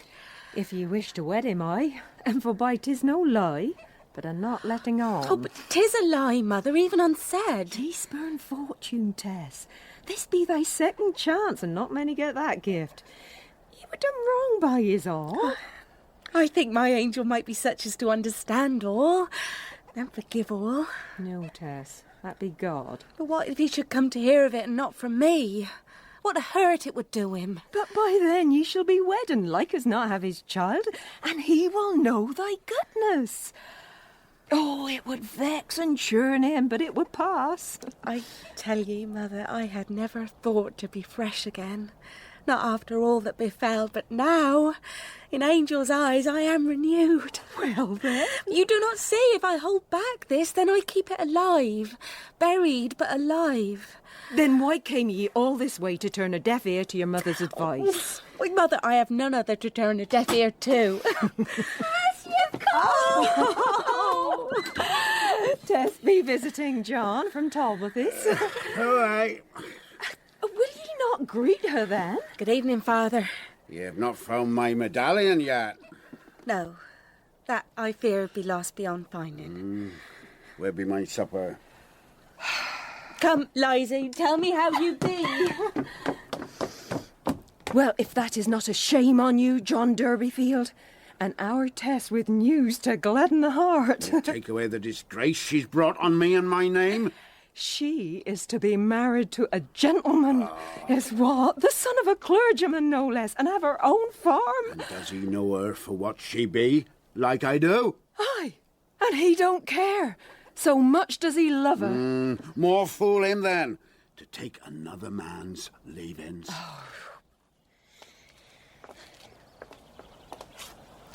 The doctor says his heart be all fatted up, whatever that means. He was drinking at Rolliver's, Mother says. And he still do go on about his name and yon old medallion. Poor Father. He's caught in the thicket of that thing. What occurs to him with Parson Tringham's words?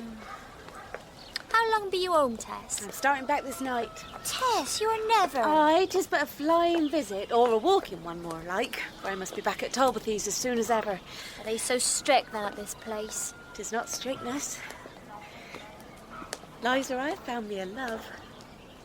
Oh, Tess. A man so fine, so pure in his heart that I can scarce believe he picked me. But he did, and he's asked me to marry him. Oh, Tess, darling, Tess, what a joy. Aye, 'tis. Where is it to be, your wedding? That we not decided, for I've not said I. Not said? Do you not love him then? Liza, I love him so much it makes my breath hold up. Well, then what holds you back from saying I? The past. Past? Let the past be behind thee, Tess. Is it? I think we be our past, and we may not deny it, or we deny ourselves. I have a babe in this churchyard laid hidden. I can't deny him. But these are maunderings, Liza Lou, best kept for the journey back. Next time I come, I will stay, and we shall have happier talk. What is thy lover's name, Tess? Tell me his name. His name? Oh, his name be so like him, 'tis a joy to say it. Angel Clare. Angel Clare. Oh, Tess, you must say I as such a name.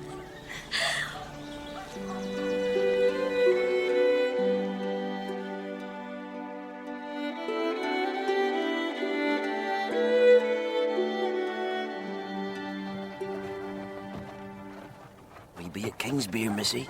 Oh, thank you.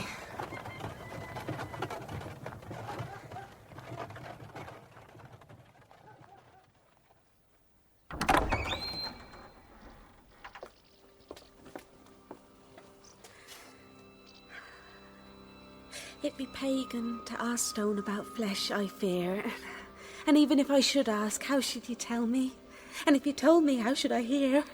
And why should I come here, as if I believed that we were kin? And if we were, what would it signify? But I am offered such joy as I never expected, and I would be worthy of he who offers it. So, if you have word or sign within thee, I would know it, however it be shown. For I love him with all my heart and soul and body and ever will. Tess! Tess, you're back. Yes, I am back. And are you resolved? Yes, I am resolved. But there is something I must tell you of myself. First, are we to be wed? You say you are resolved to be Mrs. Clare. Oh, Angel, if it is sure to make you happy to have me as your wife, and if you feel that you do wish to marry me very, very much... I do, dearest, of course. I mean, that it is only your wanting me very much and being hardly able to keep alive without me, whatever my offences, that would make me feel I ought to say I will. You will. You do say it, I know. You will be mine forever and ever. Yes. Oh, my dearest Tess. You have made me more than happy. So much more. It is strange, Tess. I always thought myself a fine fellow. In truth, I've ever been a spoiled child. But while you were gone and I thought on what I'd asked of you, it seemed suddenly I was not much at all and that you might as easily see it and want no more of me. Angel, I want as much of you as my heart can hold. Oh, my girl, my darling. What joy to hold you so near. Angel, I must tell you something of my history. Just so it be no more of how I'm marrying beneath myself. No, though it is true that you are. Beneath my station. Why, I am marrying the finest, most beautiful girl in Wessex, from one of the oldest names in England. 'Tis you who marry beneath you, Tess, not Angel Clare. Now, no more of your precious history, or I will think you do not want to marry me. Will this prove it? Oh. There. Now do you believe? Yes. I never really doubted. Never. Never.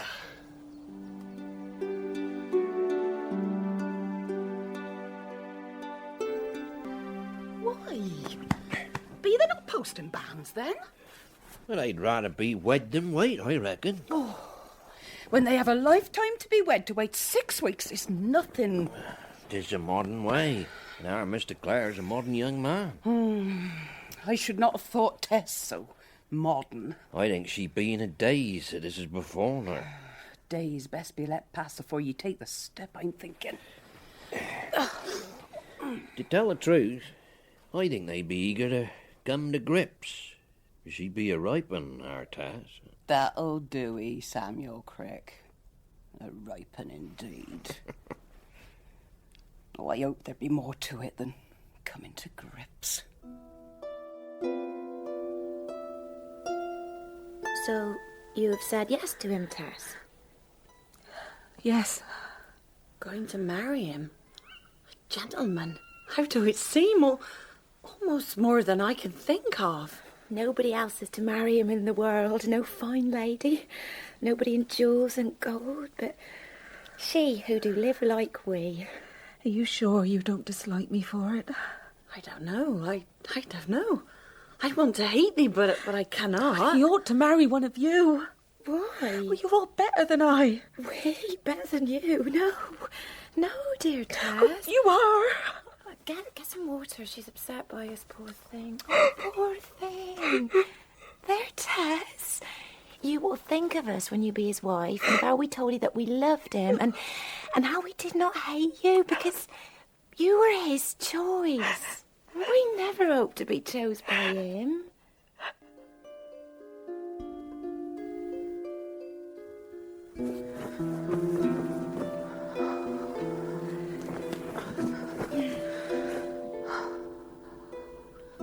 It's true, he ought to have Izzy already. I ought to make him even now. They would be better for him than I. All this good fortune may be scourged out of me afterwards by a lot of ill. That's how heaven mostly does. I will tell all my history to him. My mother is wrong. And let him despise me if he will, and let my mother think me a fool, but I will not keep silent and betray him.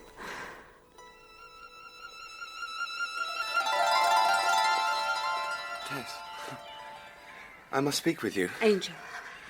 I had a dream. It was of that kind which will not let loose its hold, even if one wakes to be free of it. When you return to sleep, it awaits still. Have you ever had such a dream? Indeed, not always asleep. It was to begin with, but an enactment of the morning I carried you across the water. Do you recall? Aye, of course. At first my dream was of that. That closeness. You were in my arms. Only you were not dressed as then. In truth, neither of us were. It was as if we were in the Eden state, knowing nothing of sin, even though we were unclothed.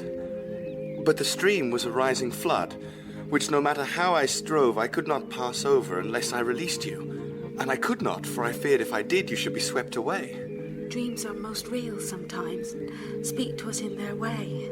Indeed, that is so. And this one did speak, and it was not until I gave up all attempts to go back to sleep that I understood what it was. What was it? I think the rising waters were the disapproval of my family. Angel, I feared it must be so. Not of you, Tess, for they do not know you.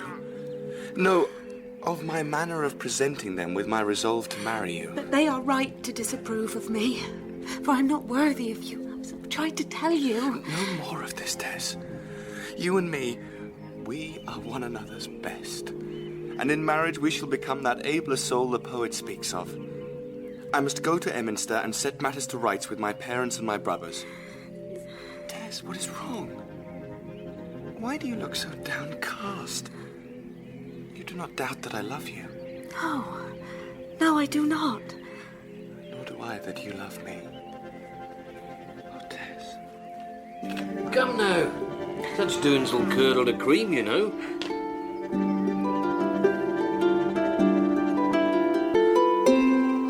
You think her not good enough for me. But it is not so, Mother. When you come to know her, you will see that it is, in truth, the other way around. Compared to Tess, I am a kind of mimic of life. She is its very essence. The question is not her common origins, Angel. You reproach your mother too harshly there. It is that we have never met your choice, and when we do, she will already be your wife. And all I ask is that you greet her as such. It is not too much for parents to care to know the woman their son is to make his life with, her nature, her origins. You may take my word as to her nature. As for her origins, she is descended from the Durbeyfields, one of the most ancient families in England. She is a Durbeyfield? Well, that is her line, though she speaks her name as Durbeyfield. Durbeyfield is so much nicer, don't you think? Tess informed you of this connection? No, I had it from Mr. Crick. And when I spoke of it to Tess, who I might say sets no especial store by it, for such is her nature, she told me her family had it from Parson Tringham of Marlett, whom I understand to be a notable antiquarian. I know Parson Tringham. Indeed, it has been said of him that his zeal is more to such matters than his faith. Well, I suppose I must put my best face on it. But it is a deprivation, Angel, not to come to know one's daughter-in-law by increments. I think it will prove for the best, Mother. For having said that Tess is of considerable lineage, I must add that she is, in certain matters, untutored. I may say it is no small part of my delight in her that I shall have the opportunity to be a teacher as well as a husband. Is she then to be a kind of experiment in husbandry? You think that an unworthy goal? To wish to mould another to share one's interests and hopes? It has a hint of presumption to it, but I do not doubt that you have chosen this unformed clay with great care. I think we must trust Angel in this matter, my dear, since it is upon him the main burden will rest. I have said that I will put a good face on it, Edmund. I know you shall. I wonder if now is the time to give Angel his godmother's bequest. Oh, do you think so? Well, my dear, her provisions were quite clear. What is this? What bequest? Your godmother, Mrs. Pitney, who always had such an excellent opinion of your potential and your prospects, left you, as well as the moneys you presently enjoy, certain articles to be given to your wife on the occasion of your marriage. Articles of what kind? A necklace and matching earrings. Remarkable pieces. I cannot imagine Tess will ever have seen, let alone worn, things of such quality. I'm sure they will suit her very well. I can assure you both that these jewels, however striking, will enhance my Tess no more than she will them. There, Violet, do not take on so. Angel, let us leave your mother to search out your wedding gift.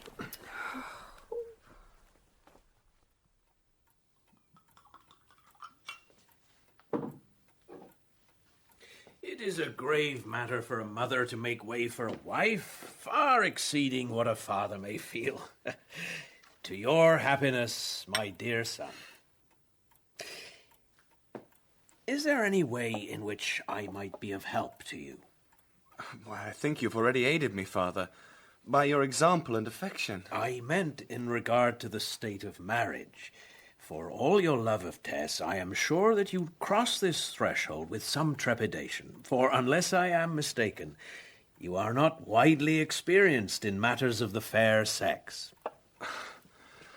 Indeed, it is true. I've never been in love. Nor have I had those other associations young men sometimes contract. And you are none the worse for that ignorance.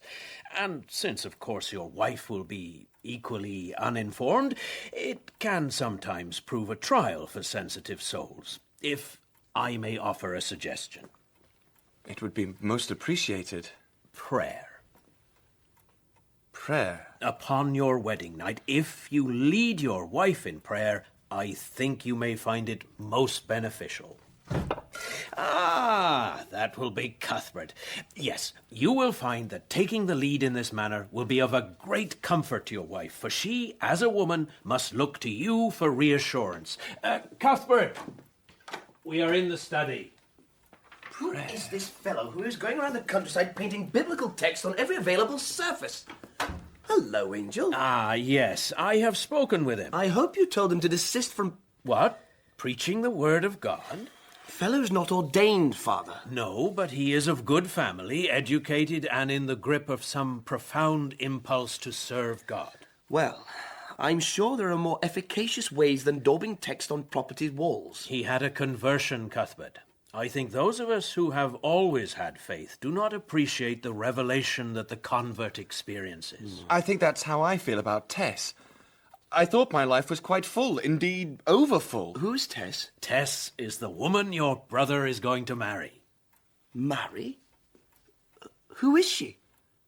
Well, strange to tell, but do you remember the time when you, Felix, and I went walking? Well over a year ago, when I was looking for a farm to apprentice at? Oh, yes. What has that to do with you getting married?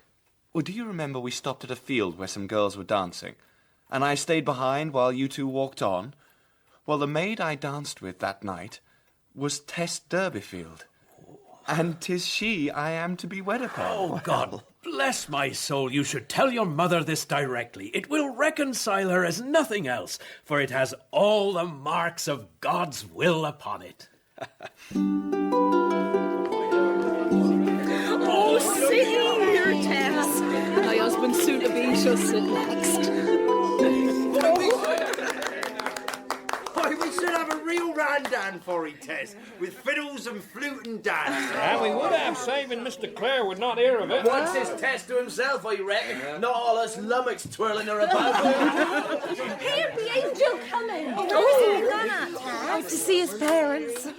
Mr. Clare? Goodness, this is a surprise. My parents are won over, Tess. They are.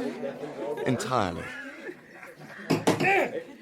To Mr. Clare and Miss Tess and their future happiness. And may all their troubles be little ones. And good sport that they're getting. Oh, no. Here. Who be writing to, Tess? Oh, a relative. Tell them my news. Well, I say 'tis more romantical to marry so quick and never wait on banns. Aye, for with banns there'd be chance for someone to object. That's you and me, eh? For our love of Angel. Yeah, I should have liked to have been a bridesmaid, I should. Oh, I could not bear it, not for all my love of thee, Tess. I should cry or faint away.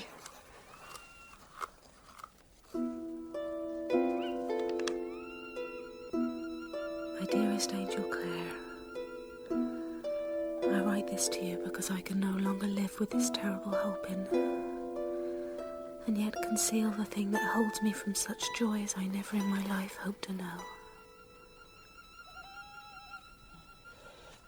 Oh. Have you and Mr. Clare been yarning all this time? He wanted a little advice for his wedding night. That's all. Oh.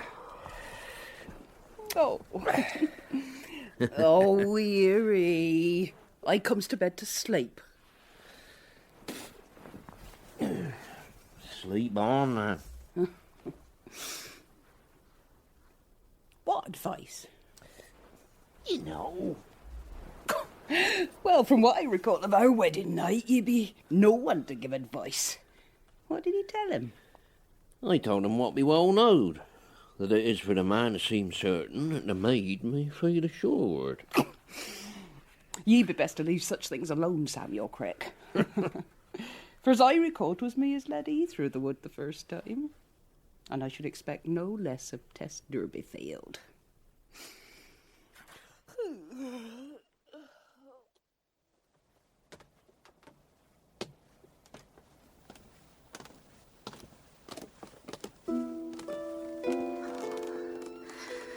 What if he be there and read it directly? The sooner read, the sooner resolved.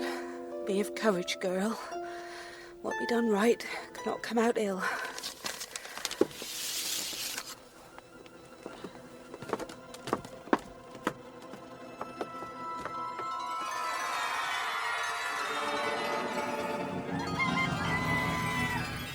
Angel? Oh, what be wrong, Tess?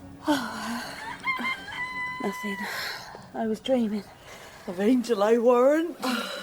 Yes, I should be late for skimming.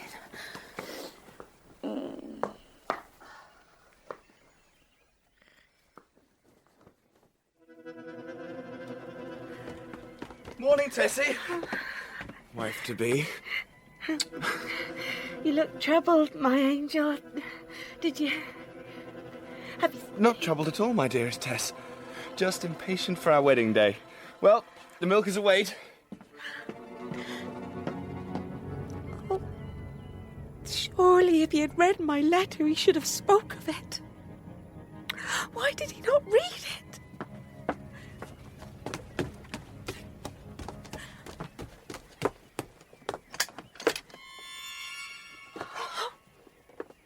He didn't see it.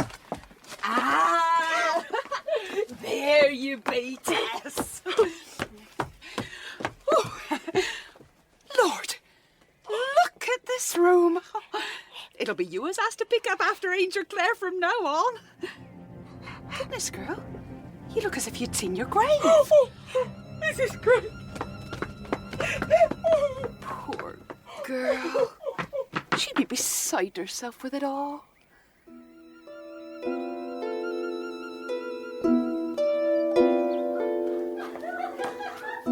Well, Tess, the day is here at last. I'm so anxious to talk to you, Angel. I want to confess all my faults and blunders. No, we can't have faults talked of. You must be deemed perfect, today at least, sweet. We shall have plenty of time hereafter, I hope, to talk over all our failings. But it would be better for me to do it now, I think, so you could not say... Well, you shall tell me anything. Say as soon as we are settled into our lodging. Not now. I, too, will tell you my faults then. But do not let us spoil the day with them. They'll be an excellent matter for a dull time. Then you do not wish me to, dearest.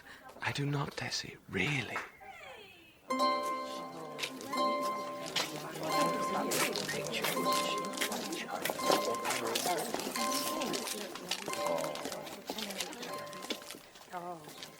Do you take this man, Angel Clare, to be thy wedded husband?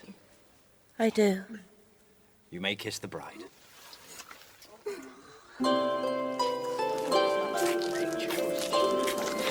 Oh, Tess, you look a picture. Oh, you do set each other off so.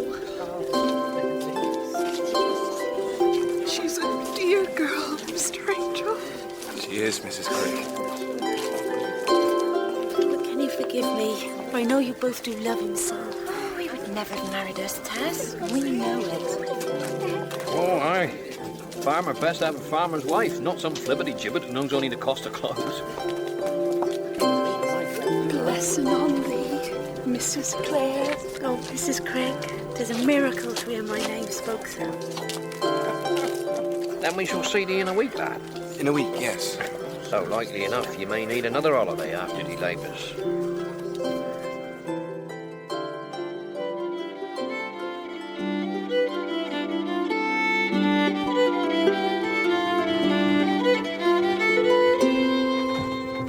Here we are.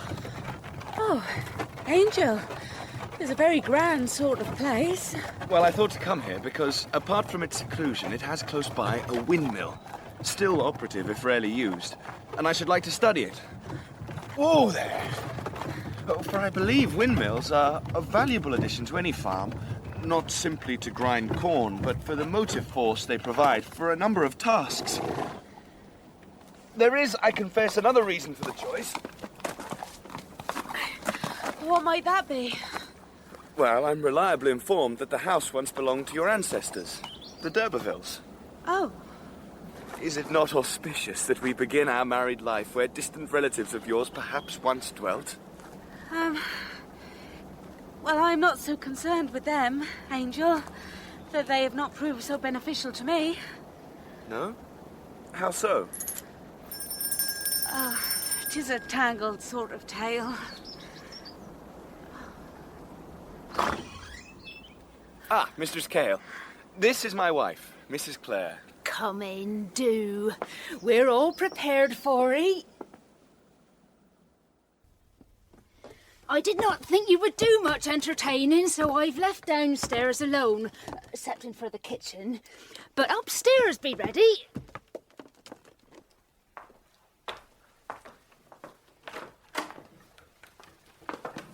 This be the best bedroom in the house. It has kindly light in the mornings when 'tis most needed, and has its own little parlour. And I've laid a fire in the hearth as it grows chill when the sun goes. My, what a grand-sized bed. Oh, it be big enough for 3, but you shall not get lost in it. And there'll be a water closet there, right handy when nature calls in the middle of the night. And hot water you may get from the copper in the kitchen, and Mr. Cale shall bring ye fresh eggs and milk of a morning. See, Tess? There's the windmill I spoke of. Oh, why? Looks all derelict, though. I'm told it still turns. I'll light the fire to give the place some cheer. Well, my dear, I hear ye be one of the old Durbeyfields. Oh, so it is said by some. Well, then you should be at home here. I want to thank you, Mrs. Cale. Everything seems in order. Don't you think, my dear? Oh, aye, most agreeable. Well, then, I wish ye joy of each other.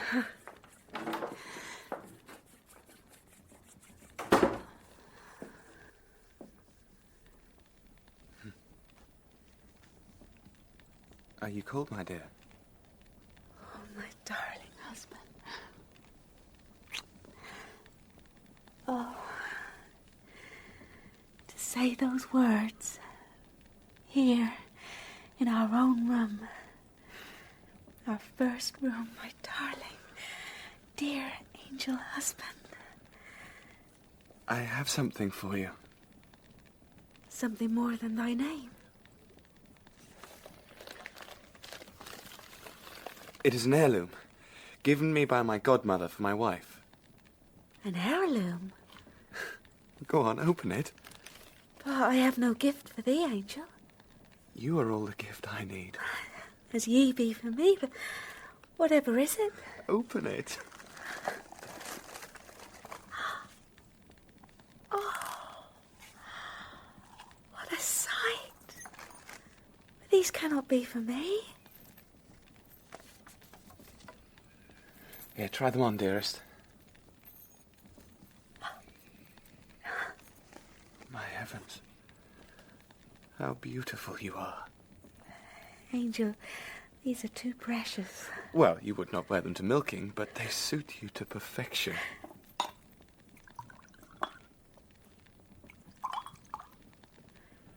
To us. To us. Angel, say from the poem, the part about the abler soul. Ah, yes. When love with one another interanimates two souls, that abler soul, which thence doth flow, defects of loneliness controls. Do not cry, my dearest. Oh, tears of happiness. I wish you to feel no apprehension. Not on this night. Oh, I do not. I'm here with you, where I could never have hoped to be, your wife. Oh, Angel, it is as if all my life has been but the part before this. As if my life truly begins now, here, this night, in this room. Affectionately put, Tess. But your life till now is what made you Tess. The Tess I love. As my life till now has similarly formed me. Oh, I express myself poorly. I only mean that tonight is the happiest of my life.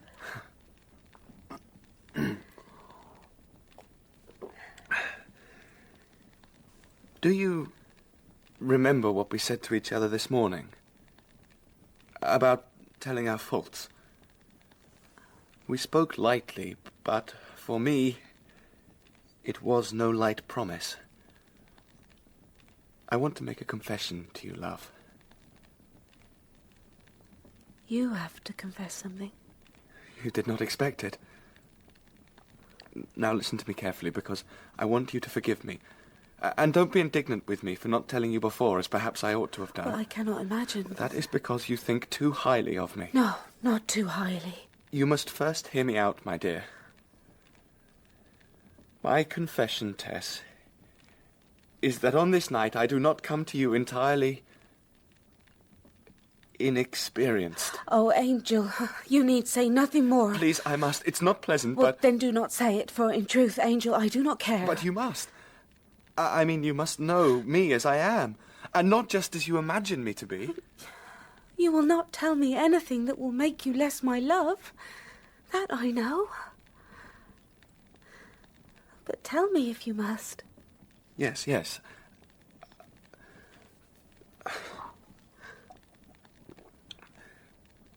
Before I came to my decision to be a farmer, I went, as many an uncertain man before me has done, to London, to see if the great metropolis might somehow define for me which road I should follow. But alas, in the course of my few unhappy weeks there, and largely as a result of that state of mind, I formed a liaison with a woman.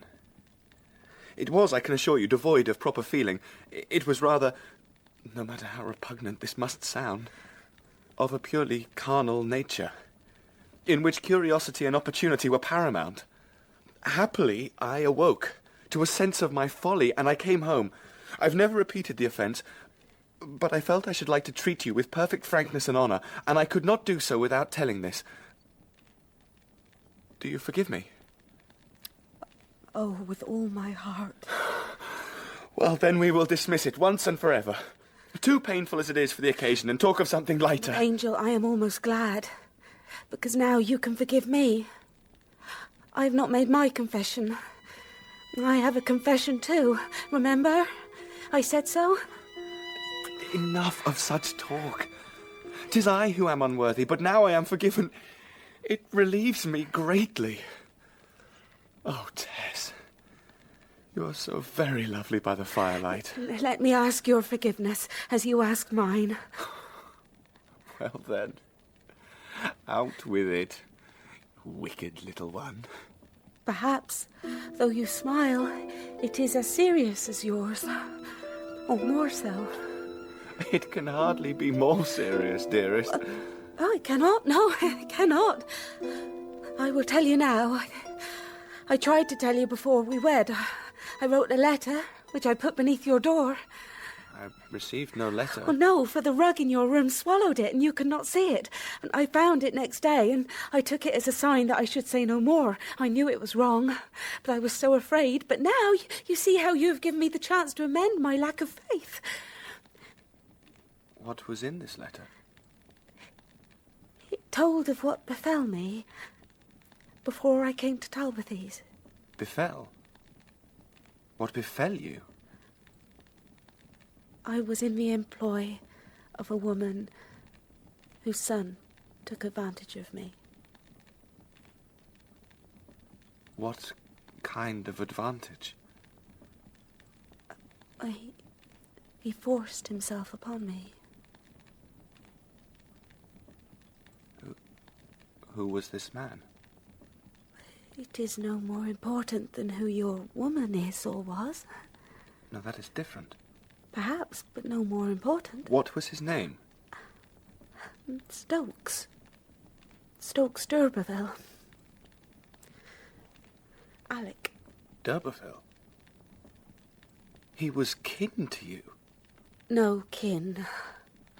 His family bought the name to add to their own. He was nothing to me. Did you make a charge against him? No, I left the service of his mother as soon as I could, in conscience, do so. In conscience?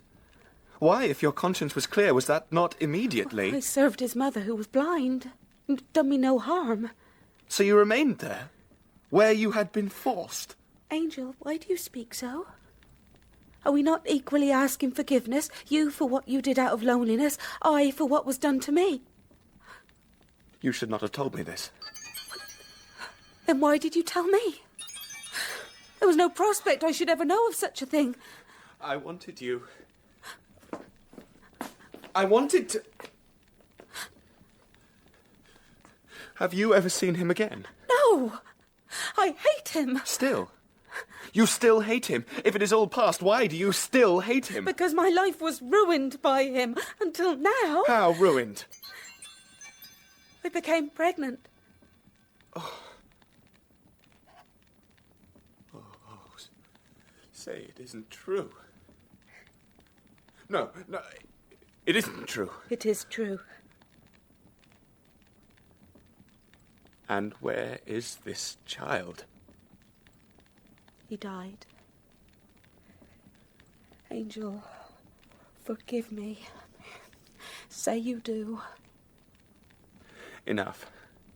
Enough. Say you forgive me as you are forgiven. I forgive you, Angel. Yes, you do. But you do not forgive me. Oh, Tess, forgiveness does not apply. You were one person, now you are another. Angel, what do you mean? Do you know what this is to me? I have been hoping, praying to make you happy. I thought that you loved me, my very self. If it is I that you love, how can you look and speak so? How can you stop loving me? Sit down. Sit down. You are ill, and it is natural that you be so. Angel, am I too wicked for you and I to live together? Stop! I have not been able to think about what we can do, Tess. I cannot stay in this room with you. I will walk out a little way.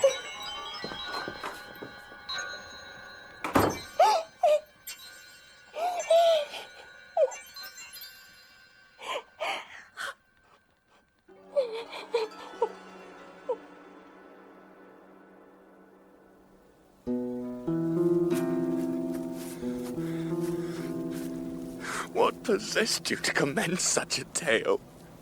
To draw out of hiding that which best were hid? A child. Dead child. How can that ever fade? So concerned to reassure her, to play the rake. Just as if you were cuckolded by fate itself for pretense and presumption. But a child.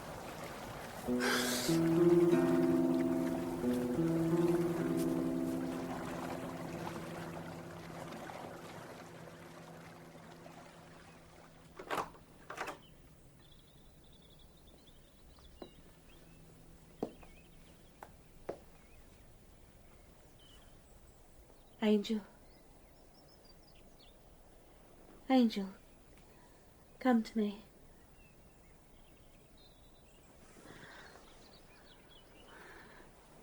Angel, save me from this horror. I cannot.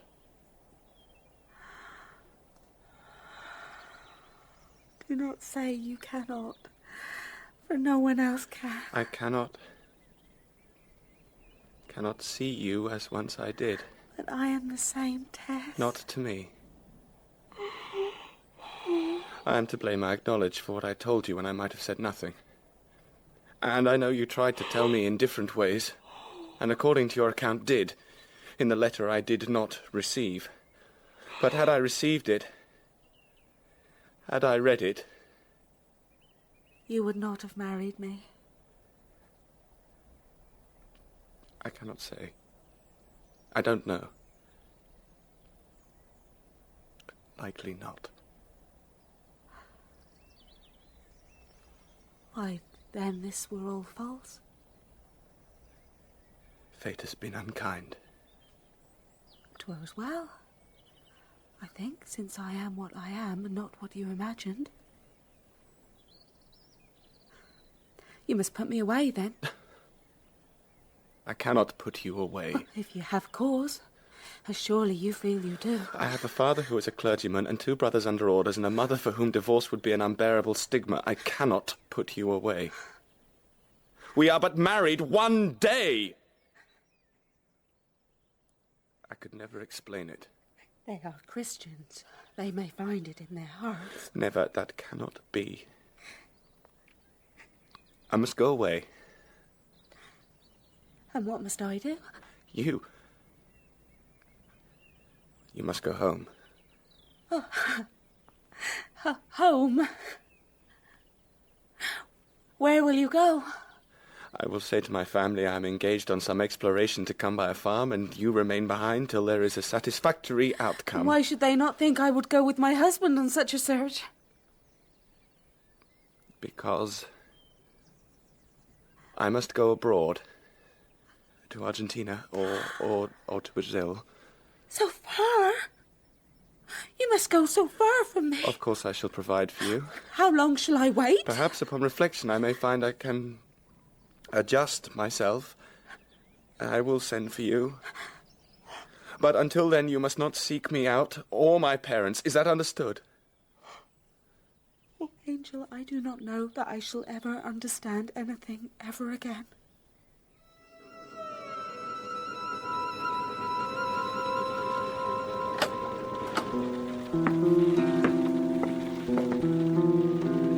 Hello, Mother. Tessie! Why did you not say you was coming home? Tess? Is thy husband with...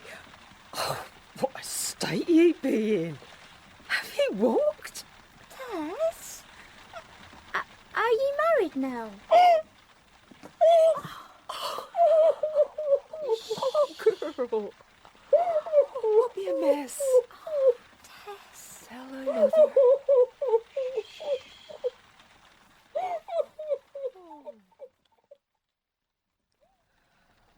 You never, Tess. On thy wedding night? Oh, you foolish, foolish girl. Why ever did you do that? Because he confessed to me a like thing. Tess, men say such as much in conceit as contrition. Hey, not Angel. He begged my forgiveness for it, and I gave it gladly, and that freed me to tell him that which hurt me to hide from him. So you thought to ask his forgiveness. Oh, girl. You're too good. What must he do to learn men's ways? First that one, now this. Oh, they are not the same. Do not compare them. Where is he now? Thy husband? Won't we be apart for now till he settle his mind? Poor man, that his mind be unsettled. This will kill your father. That poor foolish man has been holding court at Rolliver's like a Durbeyfield of old, paying the bill, talking nonsense as how this Clare fellow should take his name and refound the family. I think the sorriest thing that ever befell us was that foolish talk of Parson Tringham. It's been a curse on us all. What are you to do, Tess? For one thing is for sure, you cannot stay here. Mother, be this not my home? You would not have any peace here. all Marlott knows of this well-to-do marriage. Think of thy poor father. Looky, John. Tess has come to pay us a visit. Evening, Father. Be thy husband with thee? No. No, he could not come at this moment. Does not think himself too good for us, I hope.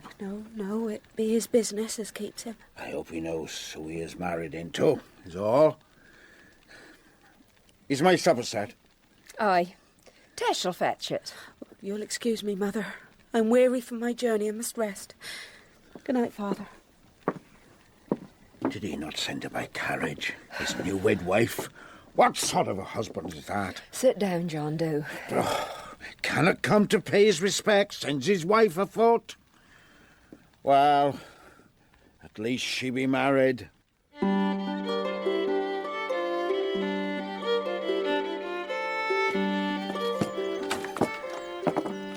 Ah, Izzy. I tell us you was come by. To gather up my things. So you be leaving us for good? Yes? Yes, I'm going abroad. Be Tess with thee, sir? No, she's not. Tess told me that you cared for me, Izzy. You and Retty. Oh, aye, sir, we do. And that you would have married me in her stead if I had asked. Sir, she should not have told you so, 'tis to our shame. 'Tis no shame to love, Izzy. Perhaps I should have married you. You must not say such, Mr. Angel. 'Tis not right to Tess. Not right to Tess. Well, what if I were to tell you? Izzy, I'm on my way to Brazil. Izzy, if I should ask you to come with me this minute, now, would you come? Why do you ask me this that cannot be? Oh, God, forgive me, Tess. I should go with thee. Perhaps you love me more than she does. Mr. Angel, Retty and me together could not love you more than Tess. Oh, God forgive me. Tess. Izzy, forgive me. What has befallen you, Tess?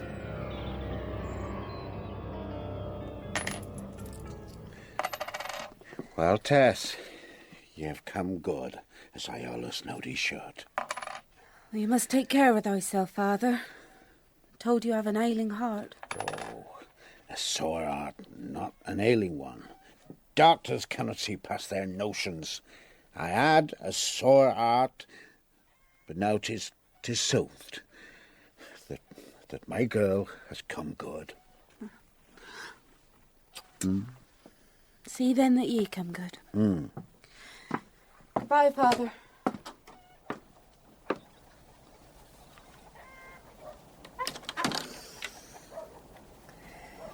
Do not let Father drink all, Mother.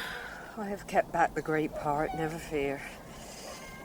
And you have enough for thee, do ye, Tess? I shall not need so much.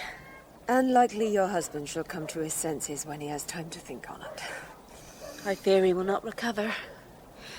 He has such high ideals. Walk with me, Liza. Goodbye, Mother. Oh, what a sight to see you set out on the road again. Oh, there, Mother. Oh, God bless. Will you keep my little lad's grave tidy, Liza Lou? You know I shall. Tess, do you still love him? Angel, I mean. Oh, I have no choice in that. 'Tis not a shift you take on and off. When you mingle with another, when you make the abler soul, why, you're part of the other and not whole yourself. I think I should fear to be so attached. Well, aye, that be wise. Fear it till it come. For you must bear it after. The chances are infinite, I am assured, of accomplishing a fortune. Why, I may possess 10,000 acres there for the price of 100 or so here. But Brazil is so far away, Angel. Aye, Mother. At some remove from Emminster. Where is your wife? My wife, Tess. She has gone to her family to make her farewells. Then we may hope to meet this paragon before you leave? There may not be time for that. Really, Angel, it is as if you were ashamed of her. What do you mean by that? Well, he means you are hiding your wife under a bushel, brother. I have nothing to be ashamed of. Cuthbert and Felix speak over hastily. Of course you are not ashamed of your wife, but you must confess. I have nothing to confess, nothing. It is only that I prefer you to meet her when she is more settled in her estate of matrimony. For there is more of a gap in manner and custom than she is comfortable with. It is her wish, indeed, that she put off meeting with you until she has smoothed certain rustic ways and is more able to converse and exchange. There's nothing to be ashamed of in that. No, indeed. And in token of this, she has asked me to return these to you, to keep until she feels she more becomes them. Why, that is most modest of her. Not that she did not suit them. She suited them most gloriously. Against her skin they shone so...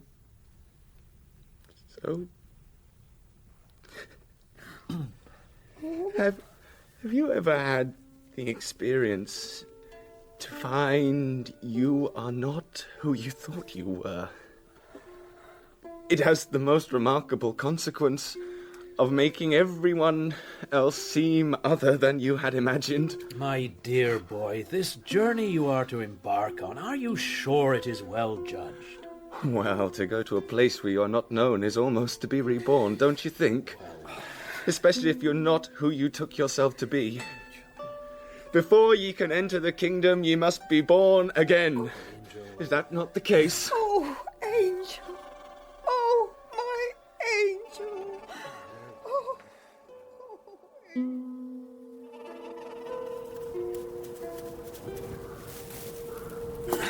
There. You think you can grub out these turnips? I do, sir. I've done it before. Go on then. Let's see you. You be not such a frump as you look. Why, under all this harden, I warrant you be a well-formed lass. There. Well, one turnip be one thing. We shall see how you do. I shall send a mule up by and by, but for now you may grub on. What be thy name again? Tess. Tess Clare. Aye, well, mind you don't cut 'em too close. I'll not pay for a cut turnip.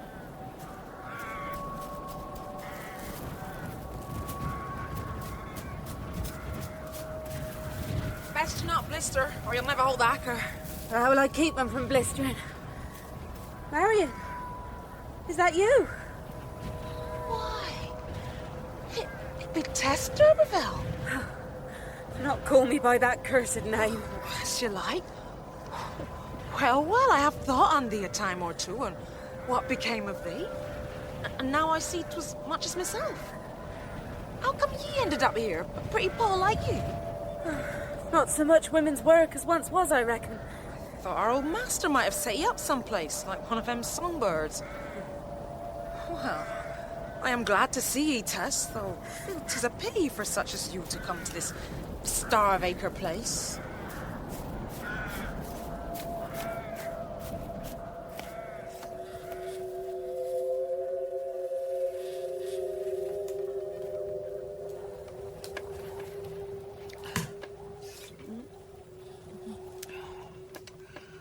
Oh, that master, Alec.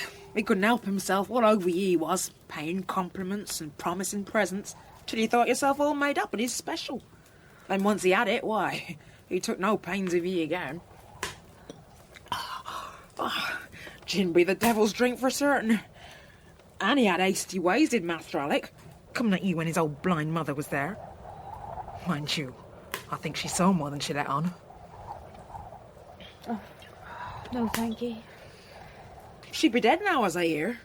He was wise to go when you did, else he should have had you begging for crumbs. I should never have begged for him. Not him. Oh, well, you might have done better. For in truth, he had more of a fancy to you.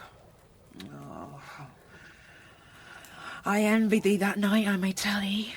Envied? You be ill-advised, then. Have you ever seen him since you left? Never. I hope I never shall. Just said he took strange after his mother died and sold up the chase. Be likely gone to foreign parts. Well, what a thing if he were to meet my husband. He have a husband? Marion, I'm so tired. I must sleep.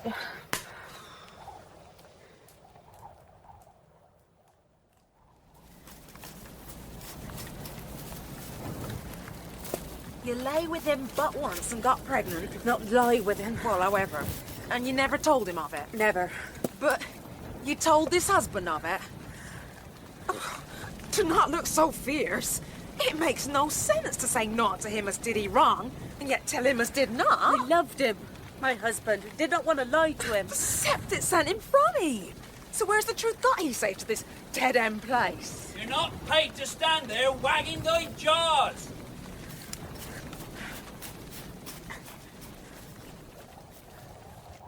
But how can ye still love such a husband as left you on your wedding night? I know not how, save that I do. When you've been let love with all thy heart, you would not soon wish to cease, for truly it turns this miserable world into a shining place. Tell me true, Tess. Did you never care for Alec? Not one bit? I pitied him. That'd be the rabbit pitying the stoat.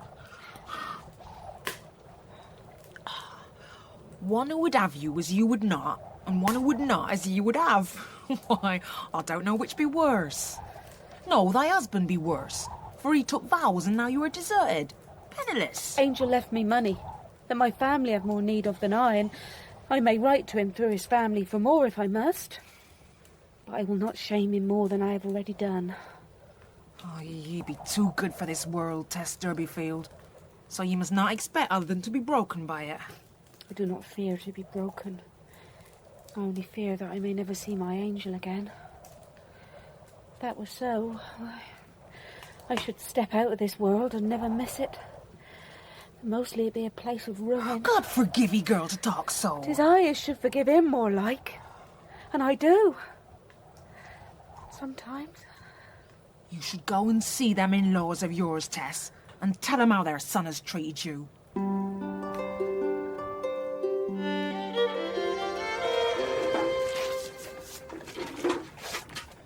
The man should be arrested for defacing private property. Father is too lax. If it were slogans of political cant, he would not hesitate. But because they are scriptural texts, he finds himself constrained. Next he'll vandalise the church walls themselves. There, that it be covered, sirs. No, it still shows through. It's the damnable red he uses. Yes, I think it needs another coat. Excuse me, sir, but is this the vicarage of Reverend Clare? Yes, it is. If you have come a-begging, there is an almshouse at Framley, not 4 miles on. Near 6 to Framley. Here, my good woman, take this. I've not come a-begging. The work progresses apace, my dear. I do think it needs another coat, Father. Yes, it persists strangely. Come unto me, all ye that labour and are heavy laden, and I will give thee rest. A most special text. 'Tis a kind of blasphemy to cover it over. Who was that woman?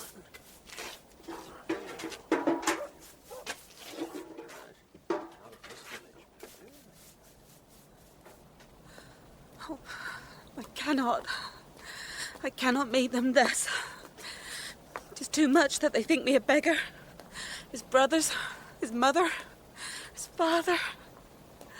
You should not have left me so, Angel Clare. That I am but a wife in the disguise of a beggar. You wronged me, and they would have wronged me more. I could tell it from their faces. Where am I to turn to now? Am I to walk to Framley the 4 miles that be 6 to beg in earnest?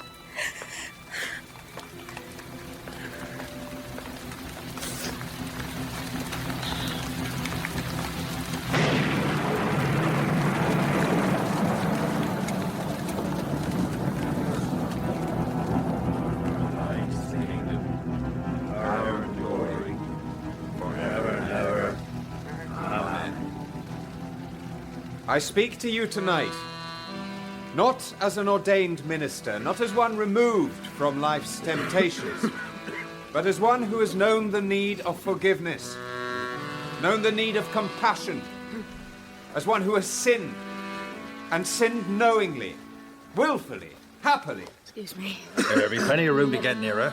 Do you know, my dear friends, what a great fissure of the soul the witting, willful sinner suffers, and the torment that he endures who perseveres in sin against the cry of conscience? I knew I did wrong. Indeed, I gloried in it, took my sustenance from it. And those I sinned against, I put out of my mind and sight. Excuse me, please. Stand back. Do not prevent her. Let her come. For her need might be such as can bear no thwarting. Come to the front. For salvation reaches down and plucks up the sinner from the abyss. But you must admit your need. Tear away the blindfold of denial. Stare into the mirror of true remorse. As I have done. And as I do each day. Tess! Tess, please, Tess. It's me, but I'm not the one who betrayed you. I am not that man. I am born over. Then leave me be, for I do not know you. But I know you, and I know what hurt, what pain I caused. Tess! Tess, I know of the child. I've heard your trouble. I've heard your name spoken. I was told that the child, our child, had died. Why did you never write and tell me? Write to you? Why would I write to you, whom I despise? Who wronged me? Why would I write to one who cared only for his own satisfaction? 'Tis true, that man might have tossed such a letter on the fire. But Tess, this one would not. Believe me, Tess. For my soul's sake, believe me. Tess, where are you going? Where I came from! Let me go with you. I want to explain. Let me, Tess. Not as amends. There are no amends. In God's name, have a little charity, Tess. Damn you, Alec Durbeyfield! Damn you! For you have damned me!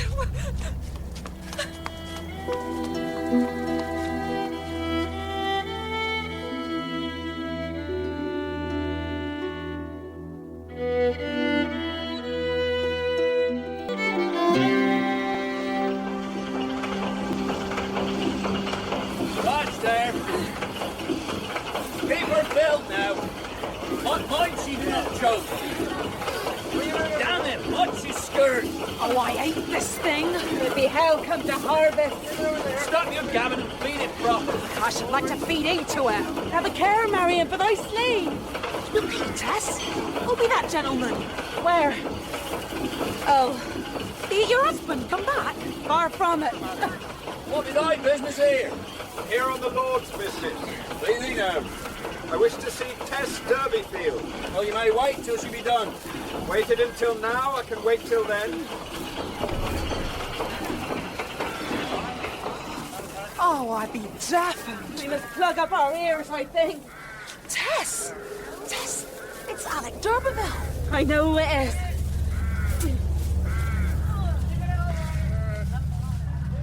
Tess, I must speak with you. I have naught to say to thee. Why, if it be not Master Alec still at his pestering? You do not recall, do we? Maybe if you had run my skirts up. Shall I have him run off, Tess? Mark this one, for he's a blackguard who has ruined many a girl. Tess and me among them. Marion! Tess, come where we may speak, please, out of the sight of others. Be to do here. You pestering my girls? I'm not your girl. I will look to myself. What? Have you not had your belly filled enough, Tess Durbeyfield, to go off again with the likes of me?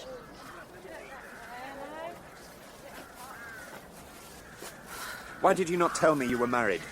And he'd deserted you? 'Tis nothing to you. If it was because of me, or what befell you through me, it is much to me. Do you not understand plain words? I want none of you, converted or repentant. You are vile to me, for you made me vile to he I loved with all my heart. Is that clear? Is that not entirely clear? Get ye back here, girl! Tess, if you do nothing else, leave this awful place. I have money, you mean? None of you or your money.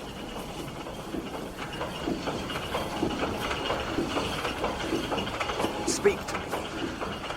That can do no harm. It would ease me mightily. Can you not do that? What would you speak of? Your appearance has shaken me to the core. I mean of my beliefs, my vocation, if that is what my preaching is.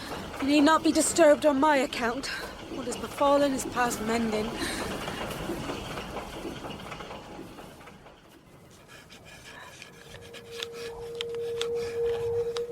My own husband.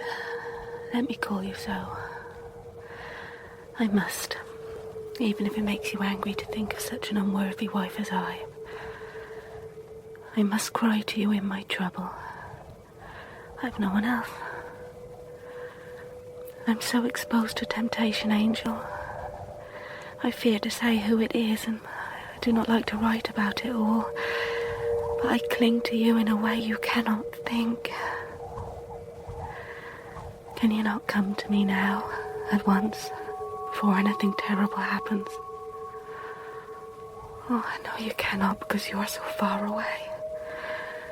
I think I must die if you do not come soon. Tell me to come to you. The punishment you've measured out to me is deserved. I do know that, well deserved, and you are right and just to be angry with me. But, Angel, please, not to be just. Only a little kind to me, even if I do not deserve it. Come to me. If you would come, I could die in your arms. I'd be well content to do that if you had forgiven me. I'm desolate without you, my darling. I'm so desolate. I do not mind having to work, but if you will send me one little line, say I'm coming soon, I will bide on, Angel, oh so cheerfully. Oh, come to me. Come to me. Save me from what threatens me. Your faithful, heartbroken Tess.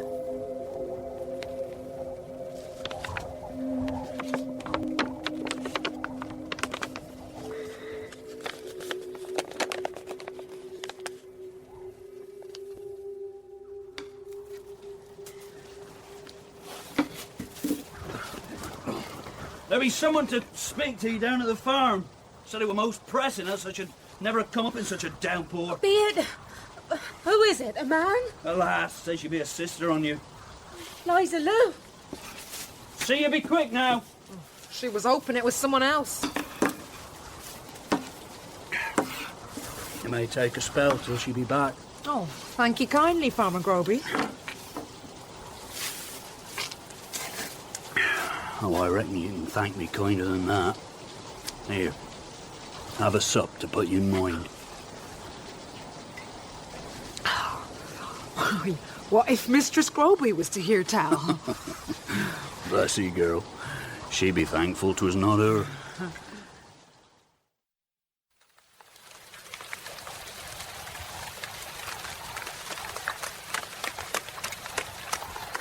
What is it, Liza Lou? It be father. He be poorly and the doctor says he will not mend. I will come home then. When shall he? Why, directly. Mother says to ask if you have money to hand. Money? Oh, what of all I give her? She did give father money to go to Rolliver's. And when he ran dry, she gave him more. Anyways, I think she has none. And she says the lease on the house must be paid. How long's father been poorly? He fell down last week in Rolliver's and must be carried home. Then he could not rise on account of his heart. Now he lies abed and talks to folks who be not there. He's took oddly, Tess, I swear. Oh, tell Mother I shall come home as soon as I have some money for her. And tell her to let father have no more drink. I think he'd be past drinking, Tess. Then he'd be poorly, sure enough.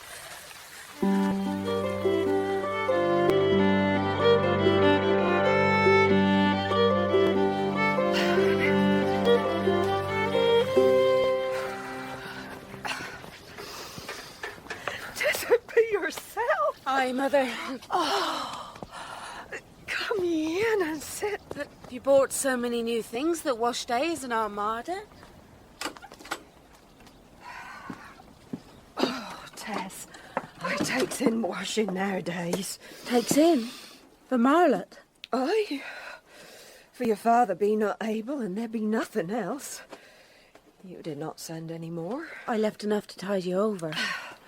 Aye, 'tis true, but when it went... To Rolliver's, much of it, I heard. He bid me, Tess, when his was gone. And you gave it to him. He be the man of the house. And ye be the woman with mouths to feed. She be asleep. And it's better so. What of this lease that must be paid? I don't know how we are to meet it. Could not thy husband let us have such a sum? Or his kin, who are, after all, our kin. Oh, 'tis your father woken. I must go up to him, and the wash not finished yet. I will go up to him. Oh, Tess, be easy with him, for he is past mending. Oh, come on. Oh, Joe. Father, 'tis Tess. Hey?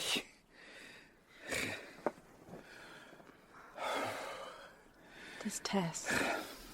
Can you hear me? Oh, I'll be with him soon. See if I bean't. With who, Father? With them old Durbeyfields, as was. And will my little lad be there, Father? Eh? My little boy, as you would not let be baptised. He be a Durbeyfield too. Will he be there when you pass over? Oh, take no heed of me. I'm all embittered these days. If I was an apple, why, I would only serve for cooking. They shall me. Acknowledge me as king. See if they shan't. And all from olden times. They will greet me. Oh.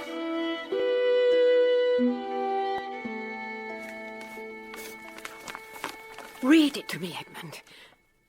Has he found a farm? What of his health? And Mrs. Clare? He has not found a farm. And his health he reports well, but of his wife he says nothing. There is much of a speculative nature, ramblings on destiny. I'm afraid I do not entirely follow. It is a most peculiar letter. I think our dear boy has lost his way. Oh, then he must come home. We must pray that God will show him the way. Do you think she is with him? I don't know. I will write to Parson Tringham at Marlott. It has been in my mind to do so for some time, only I thought it meddling. But this letter convinces me there are things we do not know, that we should. I fear the news will not be happy. No. But we must know.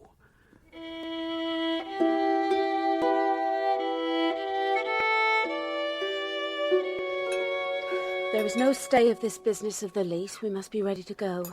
Go where? I have never lived out of Marlott. Well, elsewhere is much the same as here. Making ends meet, mostly. 'Tis said Kingsbury is a sweet spot. Shall I have my own room in Kingsbury?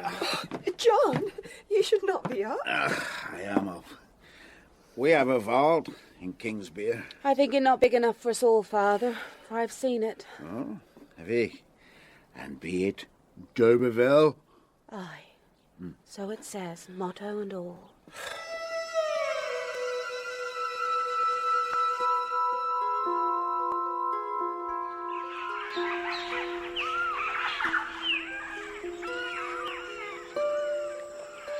I dreamed I was dead. I think you will live to die again, Mr. Clare. How long have I been here? About a week. A week? Was I conscious at all? I remember nothing. You talked much and much about Tess. Is she your lady? Tess. Yes, she was my lady. Well, you are a young man. You will find another Tess. I do not think so. Nor should I care to. You see, I lied to her, and she forgave me. And she told me the truth, and I betrayed her. Then now rest yourself. What you describe is the way of things between men and women.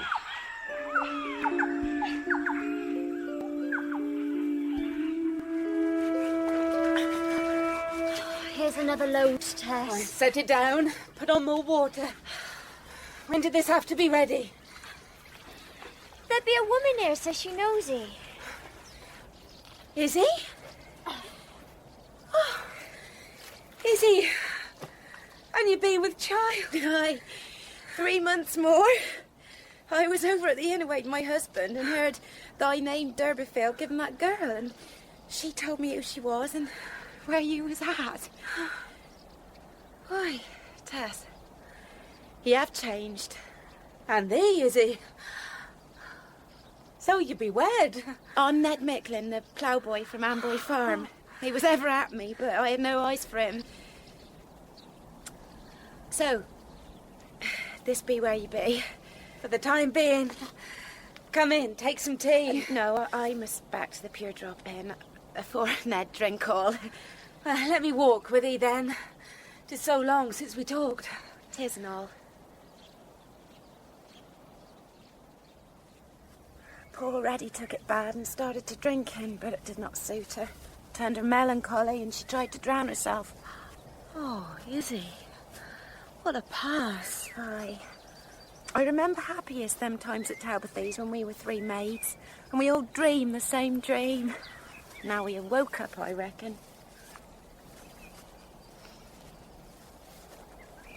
You're wondering where Angel is? Not to pry, though. Well, is he? I do not know where he is, and that be the short of it. So you did not go with him to Brazil? No. How did you know he was minded to go to Brazil? Oh, he mentioned it. You saw him? Since we were married? Things did not go well with he and me. Had you seen me? I feared it so, and in truth I knowed it from that day. What day? It was not long since your wedding. He came back to Talbothy's and took things from his room, and I spoke with him. He scarce seemed the same Mr. Angel, not as I knew him. Did he speak of me? Aye. Aye, and what? Oh, Tess, he was not himself. Who was he then? He said you and he was not together. He said that to you? And what else? He was not himself. So what did this angel, who was not himself, say to you, Izzy, that ye be not eager to tell? He asked me if I would go with him in your place. He was beside himself, for he spoke even wilder things. Things that could never be in Christian times. He asked you to go with him? And what did he say, Izzy Pruitt? God, forgive me, Tess. I said I should. Well, he may. I knew it was not a thing that could ever be. 'Twere nothing but a madness in him and in me, for such be catching, but he knows how we doted on him, Tess, Reddy and me. And it were no sooner said than he took it back. Half daft, he were mental like Mr. Angel we loved. I should never have gone, Tess, not if it had come to it. Will you forgive me? Do not hate me for it. Oh, Izzy, I do not hate thee. Would that you had written to Parson Tringham before ever he married her, Edmund. Are we to understand that the man to whom she fell was a relative? From what I can gather, there was no consanguinity. The connection was in name only. Durbeyfield was taken by his family as a means of social aggrandizement. That was the name of the preacher who has been holding conventicles these past months. Then perhaps it shows that God has spoken to at least one sinner. Parson Tringham had another piece of news which may explain why Angel made no mention of his wife in his letter. She is presently in Marlott, living again with her family. Then he has put her by. Oh, that wicked woman. Would that he had the marriage set aside. You cannot mean divorce. Certainly I should feel humiliated to have such a stigma attached to my name. And is my poor boy's life to be ruined because of this woman's turpitude? We must content ourselves with prayer until Angel returns to us. Then I would advise that we allow him to resolve this dilemma in which he finds himself.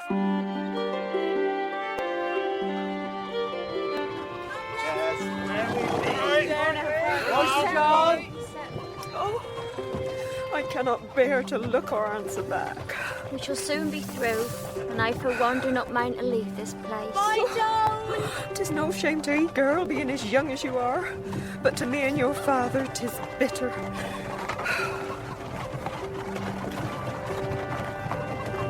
Where be we at, Tess? No way yet, Father.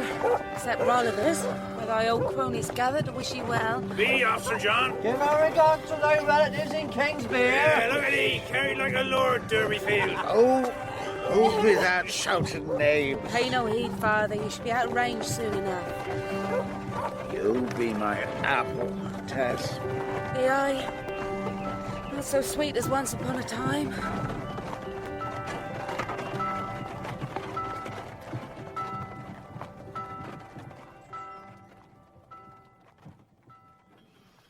It be let since Tuesday. But it was held for us. Durbeyfield. There was no money paid. We had an understanding. Well, that's as may be, but time came close and I did not know what was what. Coin speaks of best understanding, miss. And we are 5 souls on the road with nowhere to sleep, 2 littles and an ailing man. Well, these be hard times. And hearts. Can you tell me another place we might go? Tressix, 8 mile on, then there's Emminster. Oh, I know how far it is to Emminster. I mean here, for our cart is hired only this far.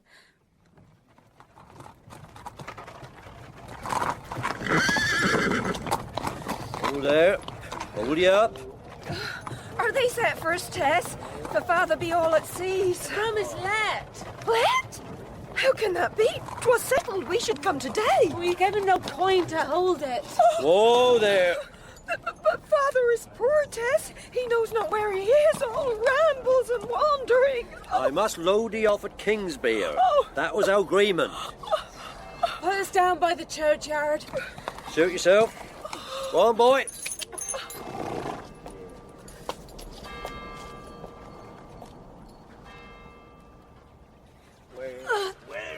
Where we be? Just a bit further. Over there. Oh, this be a terrible pass to come to. Hi, help me with father.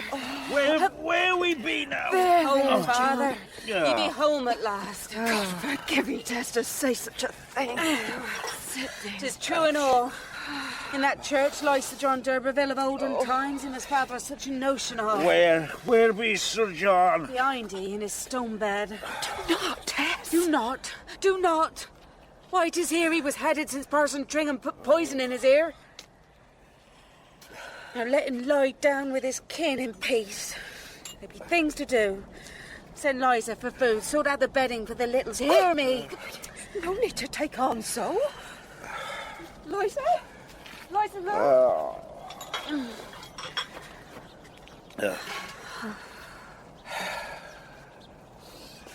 Are you warm enough?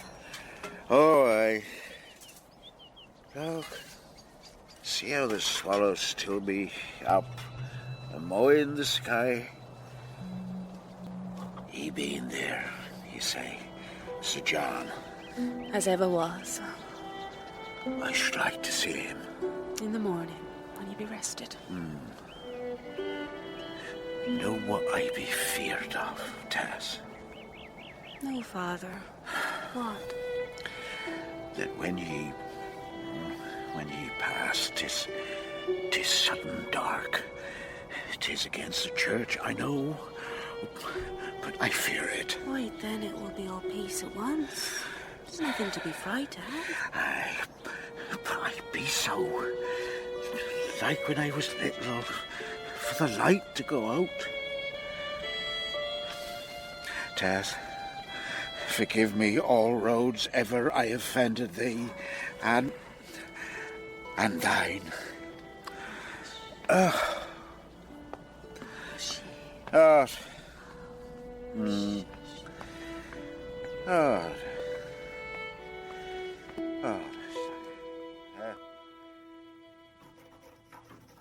How beautiful are the bringers of glad tidings. How we welcome the messenger who tells us what we want to hear. But to the bringer of ill news we show no favour. Yet sometimes it is he who... the door, the door. Angel! Oh, God be praised! Angel! What is it ails you? It is the malaria residue which I'm told lives on in the blood. It is not contagious, Mother, so never fear. Oh. But will you ever be well? Oh, I shall be well enough. A little tarnished and prone to agues, but possible well. Now you are home, we will fatten you up. Then I shall be the fatted prodigal. Do not jest, Angel, for God in his infinite mercy has spared you to us. Rest and care is what you need.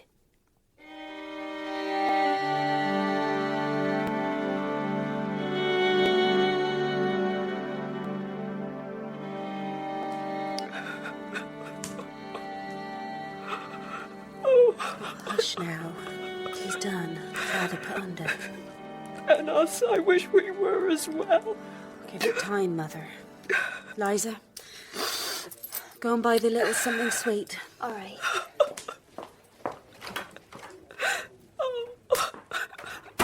Mother, now Father is dead, we must rally. Rally? How rally? Crowded here and money running away like there's a tide in the bag. We will find some place and I shall get work and ye and Liza can wash. 'Tis not fair. Where is thy husband who swore to care for it? He is gone, Mother. So you best put him out of mind, for I have. Ever since Izzy Brute thought they were with the children. There's a man downstairs, Tess. A man? It be Mr. Durbeyfield, though I did not know him on account of his beard. Alec Durbeyfield? What do we want? To talk with Tess. And he's paid our room, I heard him do it. And not just this night, for as long as we have need, he said. God be praised! There was no need to pay for our room. I will not be obliged to it. There's no obligation. By inches there is. First a ride, next a rent. Indebtedness creeps on. Tess, there's a way to cancel all debts. Mine, yours, with one act. Marry me. I am already married. No, you are deserted. And since your wedding night. Who told you that? Mrs. Cale. You have no right to pry. If my actions were the cause of your husband's desertion, I have right. And if, as I believe, you and he were never man and wife in deed as well as word, why, then you are not married in God's sight. God have no sight. I do not mean to insult your faith. I do not believe I have faith, Tess. I think what I have is a destiny. And you are it. Leave hold of me. Tess, look where we are. Outside Kingsbere Church, where we stood years since and traced the motto, where fate gallops, the horseman is blind. And now your father is buried in the churchyard. You finding me in Emminster, where your should-be relatives live. Tess, I am more husband to you than Angel Clare ever was. For I know you as he does not. Do not reproach me with that. I do not reproach you. It's my only hope. We are man and wife as never you were with he you wed. I do not love you. Is love the only door? What of my need to make right what was done wrong? What of my desire to see you lifted from this plight, made once more beautiful? What of my feelings for you? Might not they also be away? I shall never love you. Then let me be the one who loves. But how can this be? All turned upside down. And was it better right side up? You've seen this world, Tess. It promises little and delivers less. Maybe I cannot make you happy as once you hoped to be. But I can ease the hurt. And think myself fortunate to have the chance. Why have you treated me so monstrously, Angel? I do not deserve it. I've thought it all over and I can never forgive you. You know I did not intend to wrong you. Why have you wronged me? You are cruel. Cruel indeed, and I am resolved to forget you. It is only injustice I have received at your hands. I know not where you are, nor when you will read this, if ever. But I send it because I would that my heart stops from bleeding. Your once wife, Tess, Durbeyfield.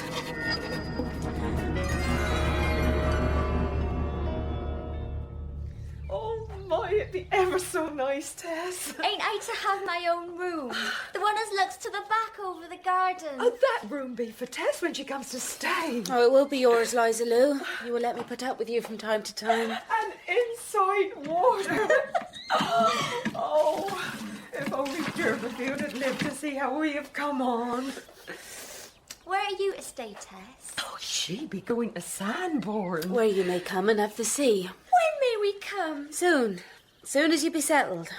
May I go into the garden, Mother? You may, child, for it is your very own garden.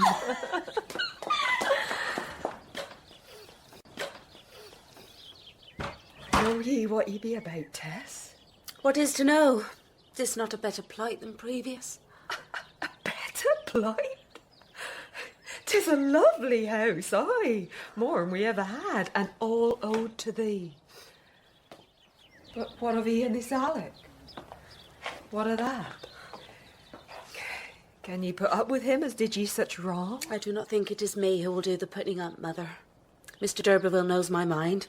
'Tis accepted me as I am. Oh, he must love ye to be so inclined. Let us not talk of love, for it does not come into this arrangement.